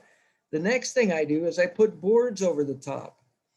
And everybody's like, boards? Why would you put boards? I soak the boards in water, and I use a technique learned from hugelkultur. Wood has what they call a fuel moisture concentration. Each piece of wood will absorb moisture and release it. But it also has thermal mass, so it increases the thermal production in mass and keeps that soil warmer. So your germinations are going to be shorter, and you're going to get a faster turnover. So what I'll do now is, after I've set my seeds in, give them a little bit of sprinkle of water, is I put a 2x4 or 2x2 or whatever the size of my bed is, and then I'll put my boards over the top, and in about 5 to 10 days, I'll come back up, and when they've all sprouted, I harden them off. I don't just rip the boards off and let them go. Once they start sprouting, I'll leave them open for the day, for a couple of days, and at nighttime, I'll put the board back on. But once they get so tall where they're actually hitting the board, then what I'll do is remove the board completely. The other thing about this row situation is I wanted to show you is, once those seedlings have started, I take the tops of those other rows and replant them. So now all the rows that were furrows, the furrows have also become rows. So the other sides I'll plant again with smaller seeds. So in this particular area, I grow carrots and I may grow radish. There's a wonderful book called Carrots Love Tomatoes that's available for you for companion planting. And I use a lot of companion planting, especially when I do vertical growth. When you guys go to sell your broccoli, the one thing I recognized is that predominantly everybody goes to buy broccoli. They buy a giant head, and the first thing they do is go home and they cut it into florets. But what if you can produce perfect florets, and again, have your little bags full of broccoli with perfectly sized florets that are ready to go? And I put these slides up here to make people recognize, once you cut the main head off, the whole plant's goal is to seed, reseed, is reproductive. Everything that we eat, the whole goal is reproduction. They're not growing because they think they're going to provide us food. They're growing so they can provide seeds to provide a long-term uh, growth of the plant for survivability. So when you cut the main head off, you're going to start seeing these little side shoots come out of this. There's 96 plants of broccoli in that 4x8 bed. I got 13 pounds of broccoli every day. That's a lot of broccoli. And if you bag those little florets up and you've got everything ready to go and you continue to harvest, you'll be harvesting broccoli into November. People, when they come to my garden, they're like, you still have all your stuff in your garden. And I learned more from leaving produce in the garden, because when it started coming up, I recognized that that's the appropriate time to plant it. I don't know how many of you have celery coming up, but in my current garden, I have about 16 heads of celery coming up again from last year's celery. But it also taught me about when was the perfect time to plant carrots and when to plant certain items, because I recognized that they came back early. And that's when I realized that you need to follow what nature leads give you. So this is kind of a quick idea on the broccoli. It'll get bitter in the July, September, August, but if you keep picking it and do not allow it to go to flower, it will continue to produce all the way into November. You'll be done with it. Another thing I wanted to talk about before I go to onions is cabbage. If you pull the main head of cabbage out and leave it sit, you'll get 4 to 5 softball sized heads of baby cabbage. They'll be ready in November and December. Now, a lot of people are not going to have baby cabbages available in November and December because they took their first harvest and they finished it out and then they pulled the plant out. Don't do that. Give yourself an opportunity to have unique vegetables, and baby cabbages the size of softballs are very high demand. I make about 60 to 80 gallons of sauerkraut per year with my cabbage. Onions, the big thing with root crops is they're not designed to push away the soil. When you make a root crop or you get a root crop, and I'm a lazy gardener, I don't use anything. They make a tool, they take a butter knife and they bend it and you can go around it. When I was in Stockton, the one thing that they said is you want the root exposed. So what I do is typically I'll go out and with my high pressure water nozzles, I'll blast all the soils off the root system. And what that does is expose the bulb. Now, I do it with beets, I do it with onions, I do it with radishes, I do it with anything that's a bulbing type of root crop. Because the bigger the bulb, the more impressive people are going to be. Now, you've got to watch, especially with radishes, that you make sure, and onions and different products, that you get enough water. These are high water concentration plants. If you're getting pithy radishes, you're not watering them enough. If they're big and they're pithy, they're just not getting enough water. Or they're hot, they're just not getting enough water. Same thing with your onions. If you're not giving them enough water, then you're not going to get an appropriate size onion. The one thing with onions is they're a monocot, and there's a lot of monocots in our system. Corn is a monocot. Lawn is a monocot. They're heavy nitrogen feeders. Anytime garlic, you see a single blade of grass, that's considered a monocot. And anytime you have a monocot, you have to recognize that they are a very heavy nitrogen feeder.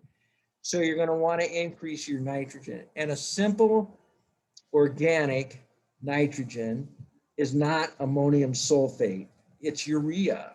And you can pick up a 46% nitrogen of urea, which is just pelletized piss.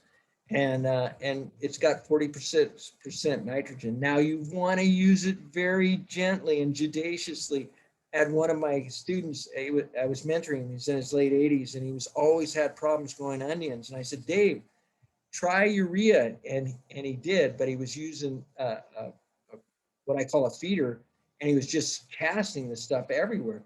Well, the stuff went crazy, but it produced all this incredible growth on the top, not in the root, because he over fertilized. And anytime you over fertilize, you get this incredible top growth, not the root growth that you're looking. So you got to be very careful if you're going to use urea. The other thing is that when the onions, if it looks like the dog laid down with mine, every time they start going to seed, as soon as you see those white flowers, go out there and just take your arm and gently rub them over the top. Do not break the stems, just gently rub them over the top. What that does is sends a hormone to the root that it needs to put all the energy in making that bulb as big as it can so that it can survive the winter, so it can do what? Reproduce, which is what all plants want to do, is reproduce and produce seeds so they can continue the genus. So by just folding them over, and if you break them off, you basically kill the ability for that onion to grow any bigger. So just gently take your arm and rub them over, or let your dog lay in them. Either way, whatever works. This is the one I wanted to show you. I plant in foxholes. I don't plant like that. Now there are 5 foxholes there, and I put 5 seeds per foxhole. So everybody says, well, you can't do that. That is a 4x4 bed that has 100 yellow crooked neck squashes in it.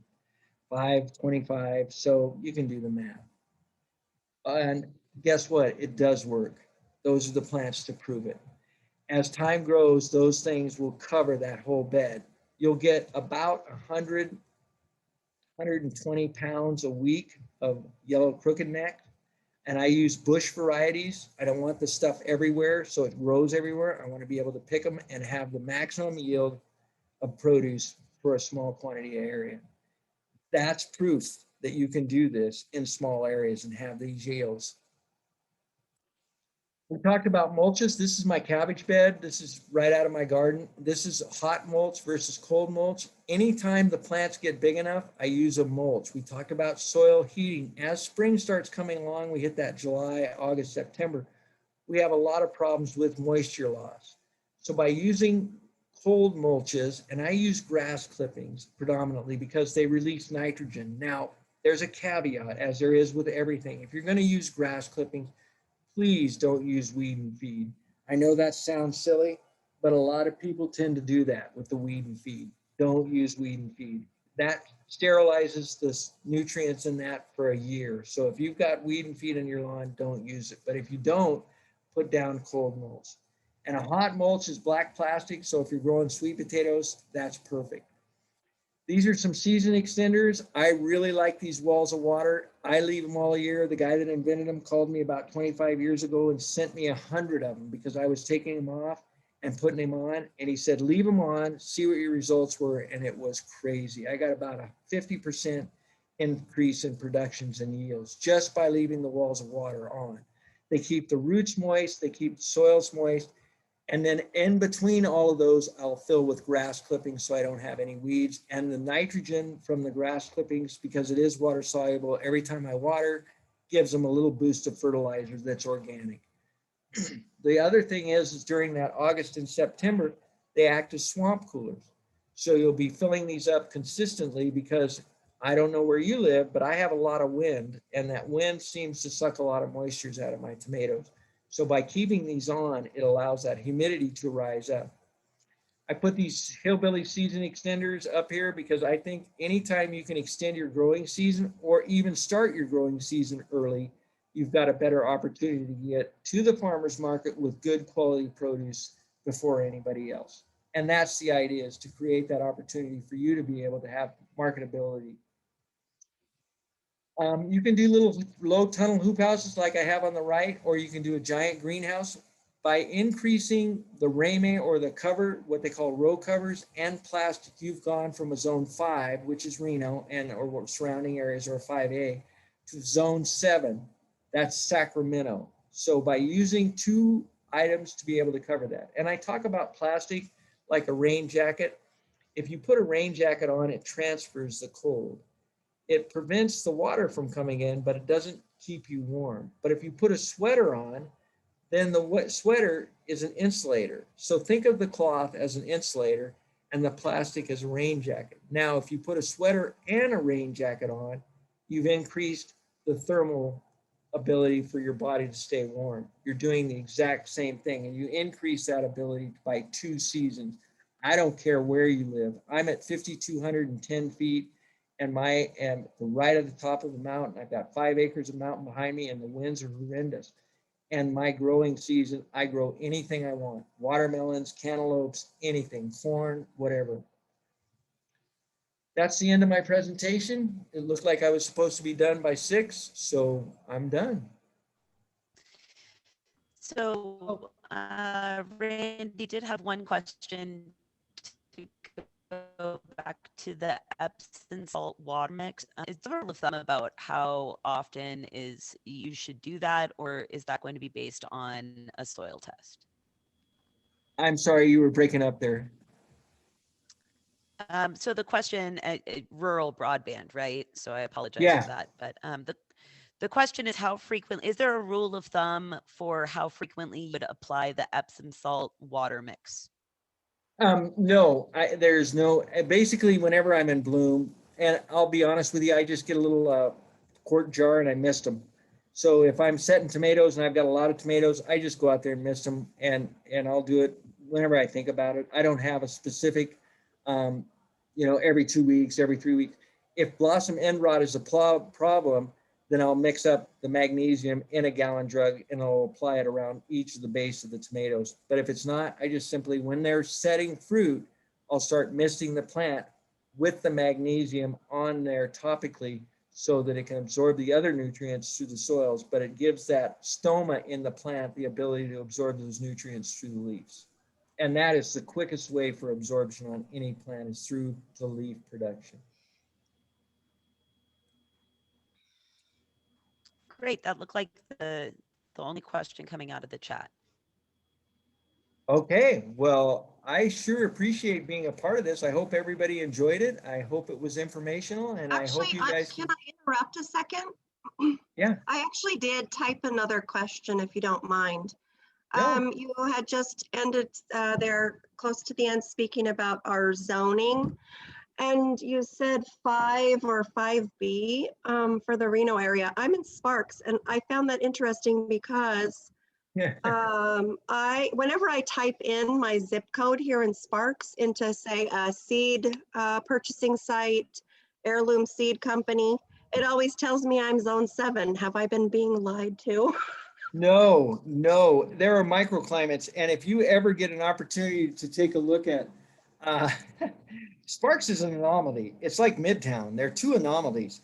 If Okay. you ever look at the growth in Sparks, and I don't know why Sparks specifically, but if you go around and look at Sparks, everything blooms earlier in Sparks. First thing you'll see is come up is the daffodils, and I call it the yellow.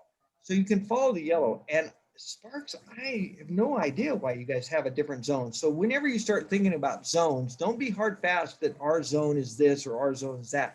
They're incredible microclimates. Sparks and Midtown. Midtown is almost like Sacramento. I mean, if you actually got downtown in Midtown and spent some time with the gardening, because I do a lot of garden consults, there are full-size fig trees that produce figs. Now, they say they don't grow here. I've seen almond trees that have almonds and walnut trees that have walnuts in Midtown. Now, you go to the North Valleys or you get outside of Reno, you're not going to see that kind of stuff. Well, it's the same thing with Sparks. I grew up in Sparks, and there are some incredible microclimates in that particular area. So the answer is it's not inappropriate to say that, but just keep in mind, by adding cloches and by adding row covers and hoop houses, you're going to increase your growing season by 2. Yeah. So that's going to take you like Bay Area. I mean, Redding. I mean, you're talking hot.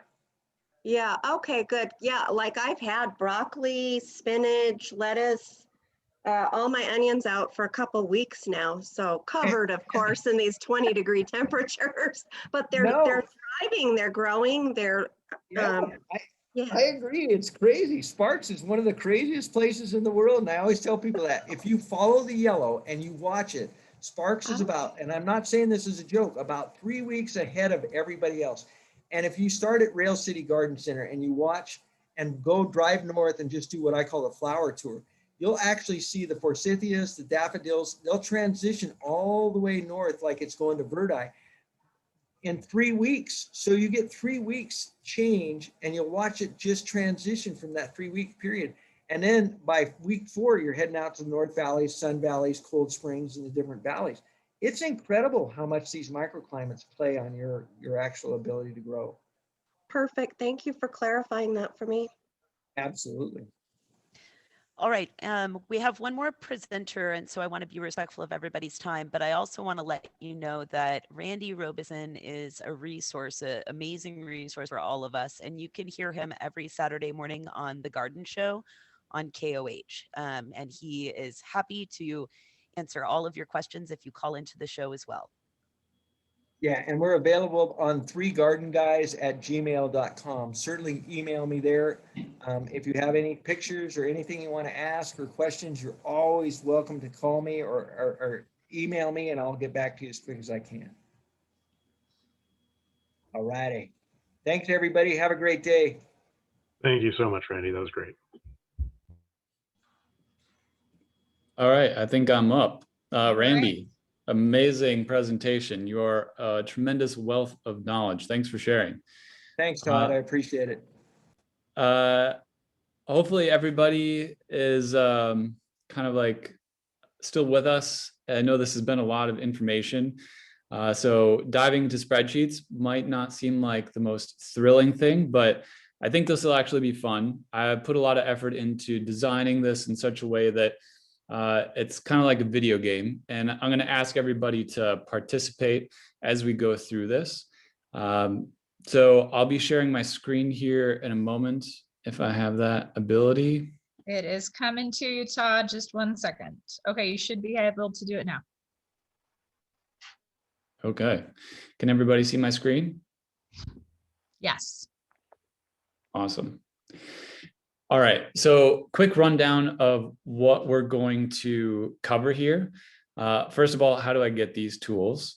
After that, I want to take you through each step of the spreadsheet and also show you some tips and tricks. I want everybody to feel confident using this. I think spreadsheets are mostly understood, but some people might not be as familiar as others. So I do want to point out some tips and tricks along the way, make sure everybody's comfortable using them. We'll create a farm map or a garden map, show you how that works. And then we're going to build a crop plan. So that's where the rubber meets the road with this. We're actually going to be planning out some of the things that Randy was suggesting. And I want to show you some of the Easter eggs as well. Details that I think you'll have fun with if you are the kind of person that really geeks out on this stuff. And then once we have the plan in place, we'll be able to estimate yields and sales. And then I'll go through it with as much time as we have and explain how the calculations work. And I can take you down the rabbit hole as far as we have time for, but I'm going to try and cover this in 20 minutes or less. So there's time for questions at the end or throughout. And so without further ado, I'm going to jump in and get started. So first of all, how do you get this? I'm sure the team will follow up with a link afterwards so you can download this on your own. If you wanted to actually follow along, you could go to bit.ly.com/Todd's Farm Tools, and you'll get to a form that looks like this. You'll fill it out, and it'll make a copy of these tools for you in your Google Drive account. You don't need to have a Gmail account necessarily, but you will need to have a Google account. And then Google Drive is where it will be stored. So if you search for your email address there after you've filled out the form, you will see what has been copied, which will be a copy of this planner that we're about to go through. Now, today I'm going to be walking you through everything in detail, but if you forget, or if you want to share this with somebody who wasn't able to be here with us tonight, you're certainly welcome to do so. These are free for everybody to download. And there are instructions that I put throughout the whole document to remind you or teach you what to do. And as we go through, you'll notice there's also lots of comments. So these are helpful reminders about what everything is actually inside the spreadsheet. So I'm going to skip all of that today since we're going to be walking through it together. So let's dive into the farm map first. So this is meant to be a visual reference. Everybody here has an idea of where they're going to grow. You might have an acre or so like Randy, or maybe you just have a few square feet in your backyard. Whatever the case is, you can use this grid to very easily make a grid of how you want to plan things out. So I would recommend starting here, just starting to think about how you want to plant things. Look at some of the books Randy suggested. Maybe you have some experience growing on your own and you can just dive in. But having an idea of how things will be laid out is really the first step. So let's just imagine here that, we want to do some tomatoes, and you can make this whatever color you want.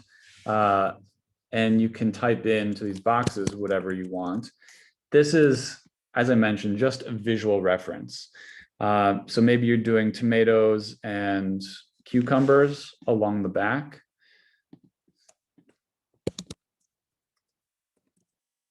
You can just start to map things out. I won't go through all of this because it's not going to feed into the crop plan, which is sort of like the meat and potatoes of all this. But I did want to show that really all you have to do here is click and drag, add a color, and then type in a label. I think that will go a long way toward helping you organize your farm. And like Mr. McIntosh was saying earlier, this is something that does seem to be required of you for the program. I'll let other team members chime in if they want to agree with that. But anybody that's growing food for distribution has to have these best practices in place, farming and mapping and planning being part of that. So once you have the plan all mapped out, or the map all mapped out, the next thing will be the plan itself. So there was a question a moment ago about frost dates, I think. I have connected this to almanac.com, which uses NOAA data to pull in frost dates. Like Randy was saying, there are microclimates. So this is meant to give you a general idea, but if you are in a microclimate that's a bit different, it might not be perfect. The goal here really is just to help you understand the bookends of your season. And so this is a Wisconsin zip code. If you're in Southern California like me, you might have 0 frost. I know most of you are in Nevada though. Where I grew up, it was 60126. You put that in and then it brings up the frost dates. So the spring frost and fall frost, and then it'll give you a quick calculation of how many days until both of those. These are based on 50% chance based on historical data. If you're using the hillbilly season extension like recommended, then you can extend this beyond these frost dates, which is great because you can get a lot more growing done with a longer season. It's also worth pointing out that if you don't do that, or you're really kind of pushing it, you might want to consider being more conservative if you really feel like you have to make sure this crop doesn't succumb to frost. So just keep in mind that as a grower, you're always managing risk of all types, whether it's weather, whether it's pests or weeds. So this is a 50% chance based on historical data. And we can dive into that later if there's questions or if there's time at the end. But the real fun of it comes down to this, where you get to map everything out and see what it looks like visually in this graph here at the right. So this is a basic crop plan that you'll have there when you download this. You don't have to keep this. It's just an example, and I want to work together to build this with you. So I'm actually going to delete all of this. And let's start at the beginning. So I'll ask somebody, some people to start putting some crops in the chat or just chime in and I'll add them and we can start building this together. I'm going to start with the first one. Let's say we want to do tomatoes. Those are always popular. So I pulled in tomato and let's say that I'm going to sell it at market and I'm going to put those in the ground. Let's say I'm going to start tomorrow, 4/1. What are some other things that we should put in the ground? Are we getting any replies? Yes, in the Yeah. chat, we're Oh, seeing okay. broccoli, banana peppers. broccoli, onions, great. Banana peppers, we'll just do chili peppers for that. potatoes, Potatoes. Nice. Anything else? lettuce. Lettuce. Excellent. Okay. So we can just keep adding more as they come in, but as we enter things, there's a basic format here that you can see. You want to list where it is, so your field or bed or both, what it is, the plant type, where you're selling it, when you want to start it, and then if you're going to transplant something like you might do with lettuce, start it indoors and then transplant it outdoors. You can add a transplant date as well. And then how much you're planting. I have row feet here, but I do have a version I'm happy to share with folks that is number of plants planted. So both are available. Reach out to me if you'd like to use that one. And just for the sake of simplicity, I'm going to drag this down and assume that we all start these on the same day and they're all going to have the same outlet. And let's say that I've got a pretty big backyard and I'm going to do 30 row feet for all of these. And we'll skip the transplant because it's pretty late in the season. I don't think anybody's going to need to transplant anything at this stage. And you can see here that it's predicting the estimated harvest. So I have in this spreadsheet that you'll download a database that has a whole bunch of assumptions that you can use to make this easier for you. And you can see that all of the crops are listed in this database and they have the days of maturity. They even have the recommended spacing and it has the estimated yields and potential price for all of these. So we'll dive into this detail a little bit later on the estimated sales page, but that is how we're estimating the harvest. And somebody said banana peppers. I put in chili peppers. One of the Easter eggs tucked in here, if you really want to be detailed, is you can actually expand these rows, these columns, sorry, and you can add varieties and the number of rotations if you're doing multiple rotations. And you can also add a final harvest if this is something that's going to stay in the ground a while, like tomatoes. So if you're adding tomatoes on 4/1, they're probably going to be ready around 6/18, and maybe they're going to stay in the ground until the frost. You're not going to pull them out and plant anything else. So you can add in 10/13 as the final harvest.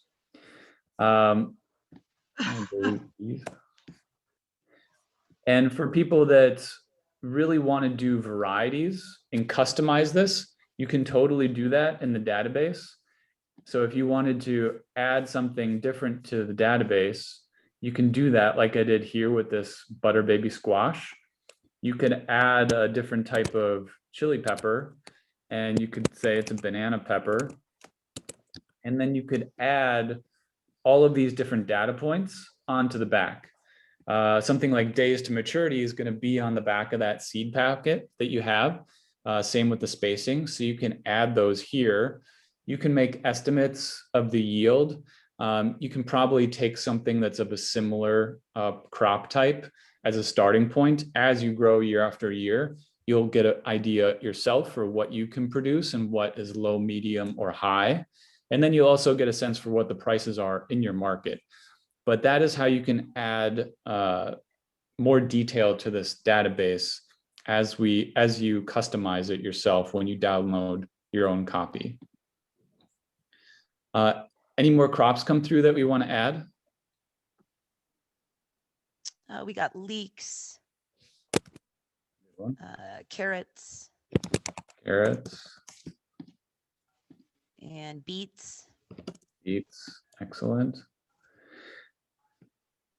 Okay, so if there's anything here, anything that you want to grow that's not here, like I was saying, you can add it to the database.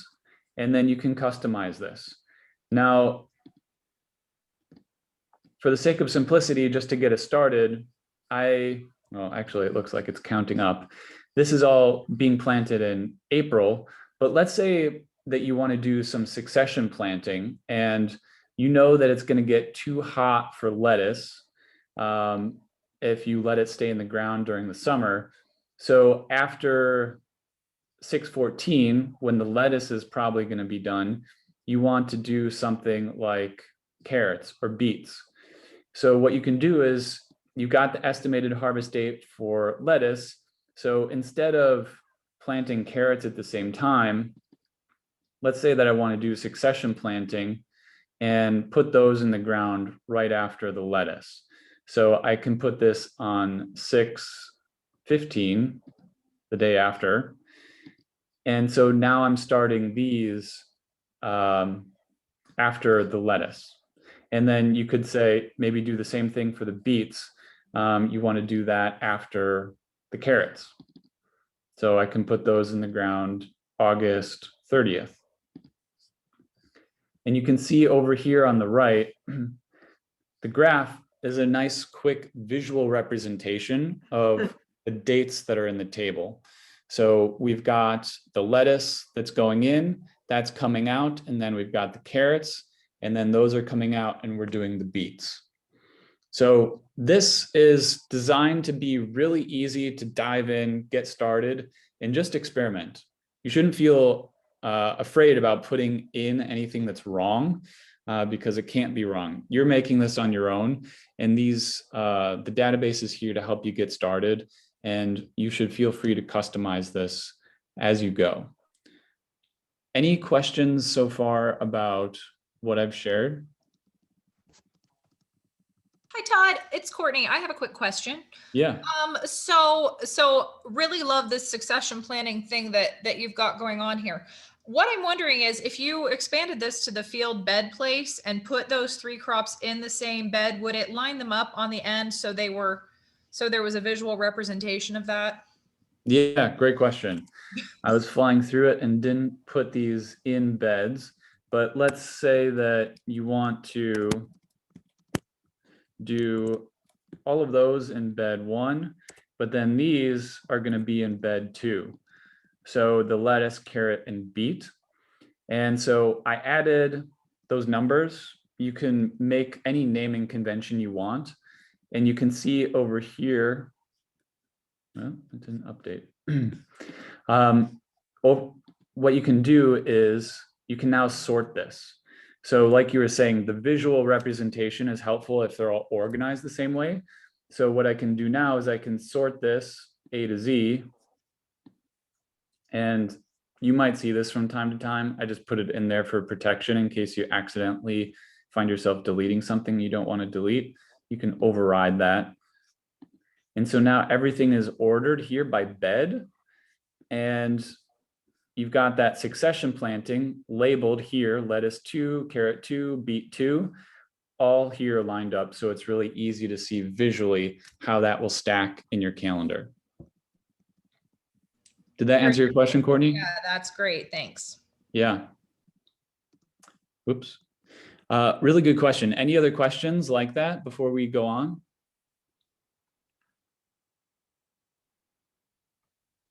The chat is free of questions. Okay. Well, I'll take that as a good sign that this feels pretty intuitive. If anybody does have questions or feedback as they go through this, you can always reach out to me just by filling out this form. I'll get an email immediately and happy to help you customize this if you have questions, or if something is broken, you don't think it's working the right way, happy to help you jump in and fix it as well. So now that we've got a basic crop plan here, we can look at the estimated sales. So if you're a beginning farmer, you might not be as experienced as somebody like Randy. So you could have a conservative yield estimate, which I call a low yield here. But somebody who's really got things down pat, like Randy, might have a high yield. the goal of making this easy to toggle is really to make it easy for you, the grower, to understand the range of possibilities. If you're growing food to sell, you're probably interested in generating some extra income. And so this is just a helpful way to understand what might be possible. And again, this is all based on the assumptions in the database. If you don't think they're quite right, you should change them so that they fit your local market prices. But I think this is just a helpful way for people to get an idea of what they could make when they start planting. I think it was Eisenhower that said, plans are useless, but planning is everything. And I think there's a lot of value in the act of planning and putting things down on paper and thinking through the details, even if things change throughout the season, because any grower will tell you that things don't always work out as planned.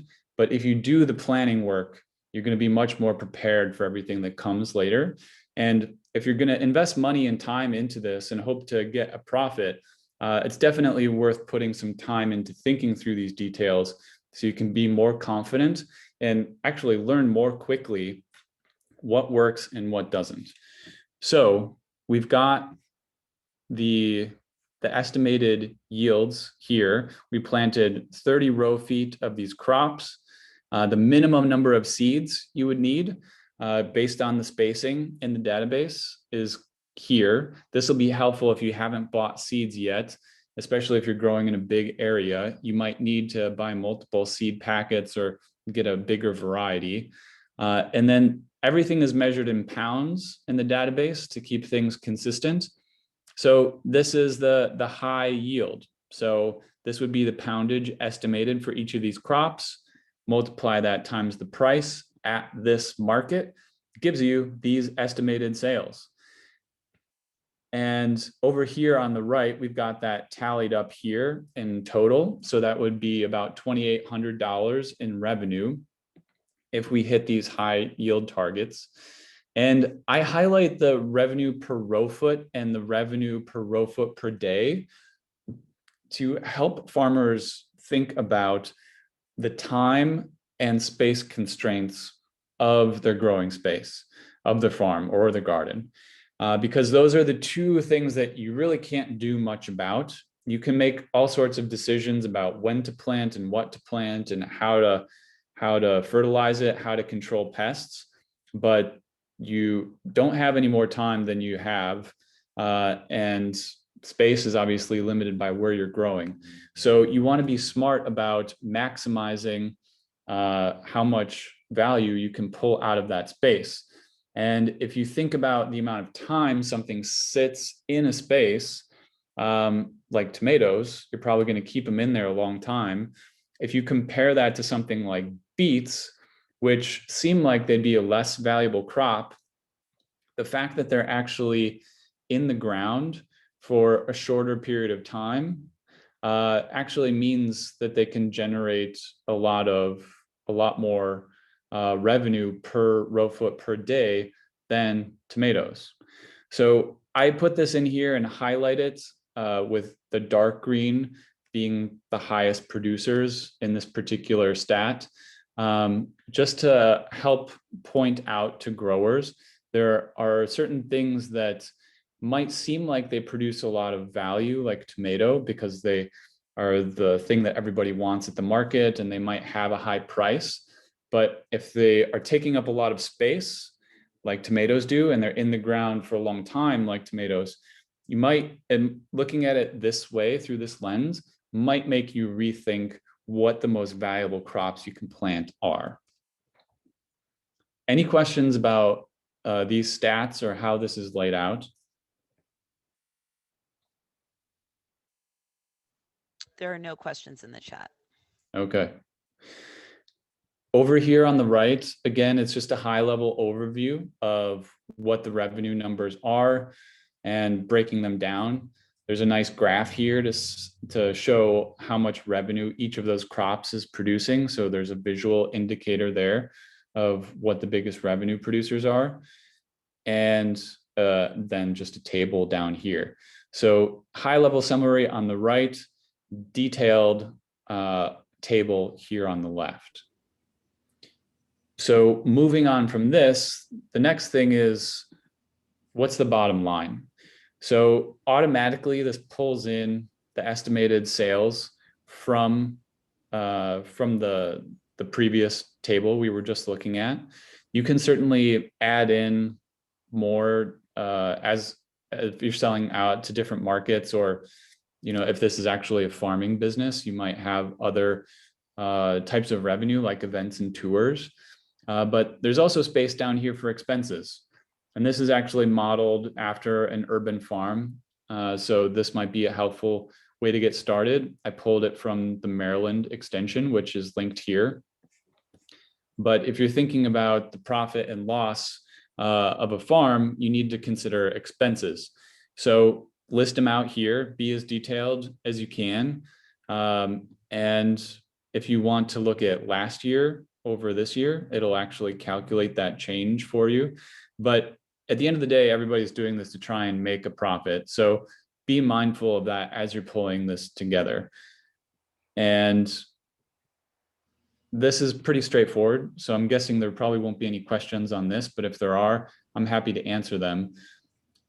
Beyond planning, the next important thing throughout the season, if you're planning to do this year after year after year, is to keep records. One, like Mr. McIntosh said, record keeping is part of the requirements for growing food for consumption and sale.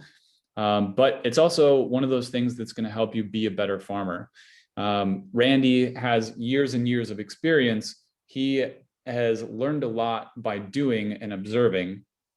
And I don't know what his practices are, but I think any farmer will tell you that by recording things down in some way, whether it's a notebook or in these sheets that I've provided, that is a way that you're going to learn a lot faster. And it's going to be a way to correct those faults that we sometimes have in our memory in not being able to remember details or remembering things the wrong way. This is a way to make sure that you've got it recorded correctly when it happens. And because it's in a spreadsheet, it's also going to allow you to do some really nifty calculations, like actually adding up the different types of inputs you have, or the amount of labor, or the harvest record like we're looking at now. So as you're entering in the things that you're harvesting, so if we harvested that lettuce in June, like we estimated, we can say 6/14 harvested lettuce. And let's say that we got 20 pounds. And quality was good because we were following Randy's advice. There was maybe 20% loss because a rabbit got in there. And we're going to take that to market and get, I don't know what a fair price is, but we'll say $2-3. So now we have a record. And if you have multiple people helping you out, you might want to have initials for accountability and keep some notes about that rabbit. So you can start to quantify how much pests are costing you, or weeds, weed pressure might be mounting. Anything like that is helpful to jot down and look at season after season.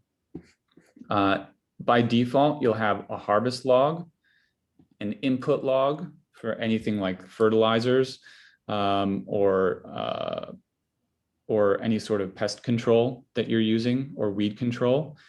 And the timesheet probably won't be relevant for everybody, but maybe you want to add it. Maybe you want to actually keep track of how much time you're spending to get a sense of whether or not this is something that's paying you for the time that you put in a way that is in a way that meets your expectations. If you wanted to do that, it's here for you and ready to go. So I will pause there and see if anybody has any questions. That is pretty much the whole sheet. I'm happy to dive into details about how this is built. We can talk about frost dates and risk. we can talk more about estimated sales or planning. The floor is yours. Take advantage of me while I'm here. Happy to help as much as I can.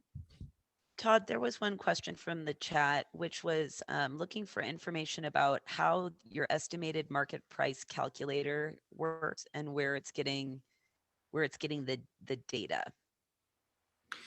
Yeah, so this is data that I copied from a book. I don't remember the title. It was years ago. I highly recommend everybody customize this to what they think is fair in their market. If you're thinking of doing this, you should look online for prices, look at what other farmers are doing. If the farmers market's already in full swing, go there and jot down what their prices are. You probably visit regularly already, so you might know what their prices are and how they're selling it. So I would enter those prices here as you see fit. By default, everything is in pounds, like I mentioned earlier. And if you wanted to customize this in another way, I'd be happy to help with that. But those are the defaults that exist when you download it. And that's the story behind it. Okay, so for anyone who's on the call, then I do want to say that in our next session, we will be talking with some experienced market gardeners who will be able to talk about pricing. Yeah, that sounds great. And if you can have your crop plan pulled together, you'll have the database ready to change. If you change any of these prices, it'll automatically update every calculation that the price is a part of. So you don't need to worry about changing something after you have your plan in place. It's really easy to update as you go.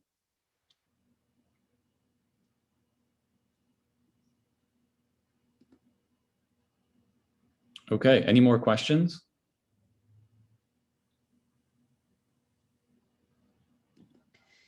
Todd, another question. Do you have anything for tracking eggs or honey? I don't at the moment, but I would be really happy to build something for you. I have been working with a farm here in California to help them track some of the custom variables that they like to track. And I've been using Google Forms to help them do that. If anybody is familiar with Google Forms, they're a super helpful tool, and I would recommend people try doing it themselves. Like I said, I'm happy to help you do it yourself if you need help, but you can use your Google Drive to build a form. And basically it's going to allow you to, ask questions, and you can answer them yourself. Obviously, that's why you're building this. But if you wanted to keep track of, how many eggs are harvested and where they're harvested from, or, what hen might have produced them, if you're keeping track of that, you can keep track, you can add all of those things in a form, and then it'll actually put the data into a spreadsheet.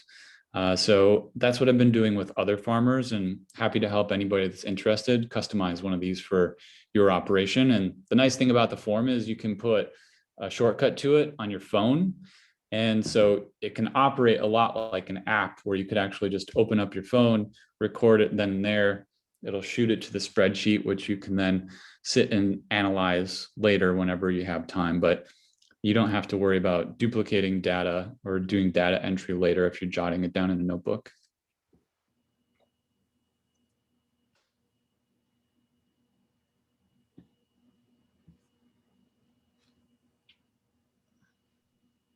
I did have a quick question I typed in. Yeah, Donna, what's up? My question is tracking personal use. So one of the things that, going over our taxes and everything like that, in the big print that they like to put on there is if you had, that you have to track your personal use and deduct whatever expenses were gone towards personal use. Obviously, that's kind of a little, how shall I say, it's a little complex when you've got just a single operation, and like right now we produce. Oops. Lost you, Donna. Donna, you've muted yourself. Yeah. No, my phone rang. So basically tracking personal use. The best way that I've figured out how to do it is just to track what we use and figure out what percentage of our actual production is our personal use, and then deduct that percentage of expenses. But any ideas?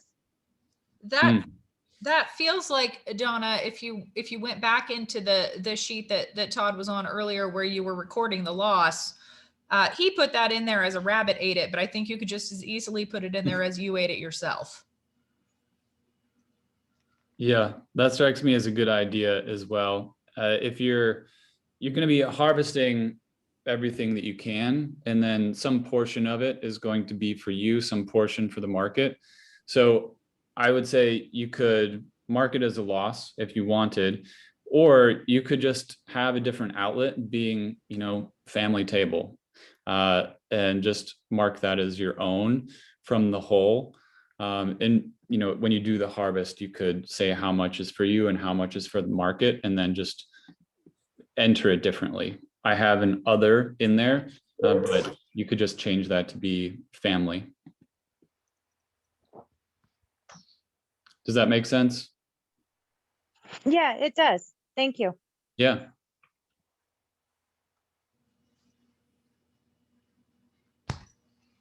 All right. If there are not any other questions pressing, we are about 15 minutes over time right now, and I want to make sure that we are being respectful of anybody's time. I will leave the meeting open for a few minutes if people have more questions or want to ask things, but I do want to get it wrapped up so that folks can get on with their evenings, and I know some of us are probably wanting to grab dinner and things like that.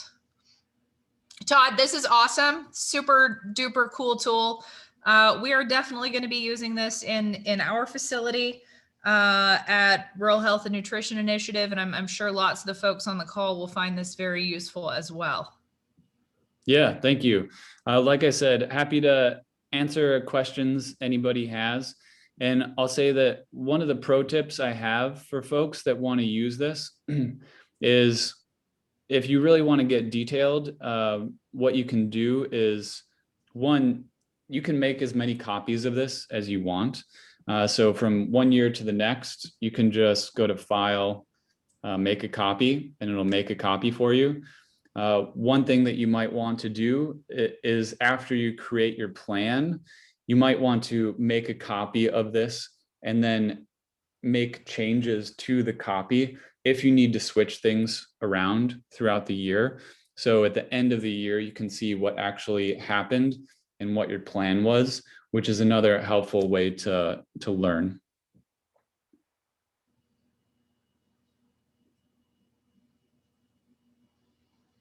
All right, very cool. Todd, is it okay with you if we include your email in the follow-up? Yeah, please reach out anytime. You've also got a way to contact me through the tool itself. So if you lose the email address, you can always contact me there. All right, fantastic. Thank you everybody for participating in today's lesson, today's session rather. Lots and lots of good information here. We are available to help if people need to follow up. You can email me. I'm the email that has been sending out your updates and reminders. That's Courtney@hcclsc.org. And you can send those my way, and I will do my best to farm them out to people who can answer those questions for you. We will meet again next Wednesday at 4:30 again at the same Zoom link. We will be covering next week a little bit more about actually being at a farmer's market and what that entails. So we will see you guys all back here a week from today. Thank you so much. Thanks, you to the everyone. speakers. Thank you. Thank you so much, Todd. That was great. Thanks, guys. My pleasure.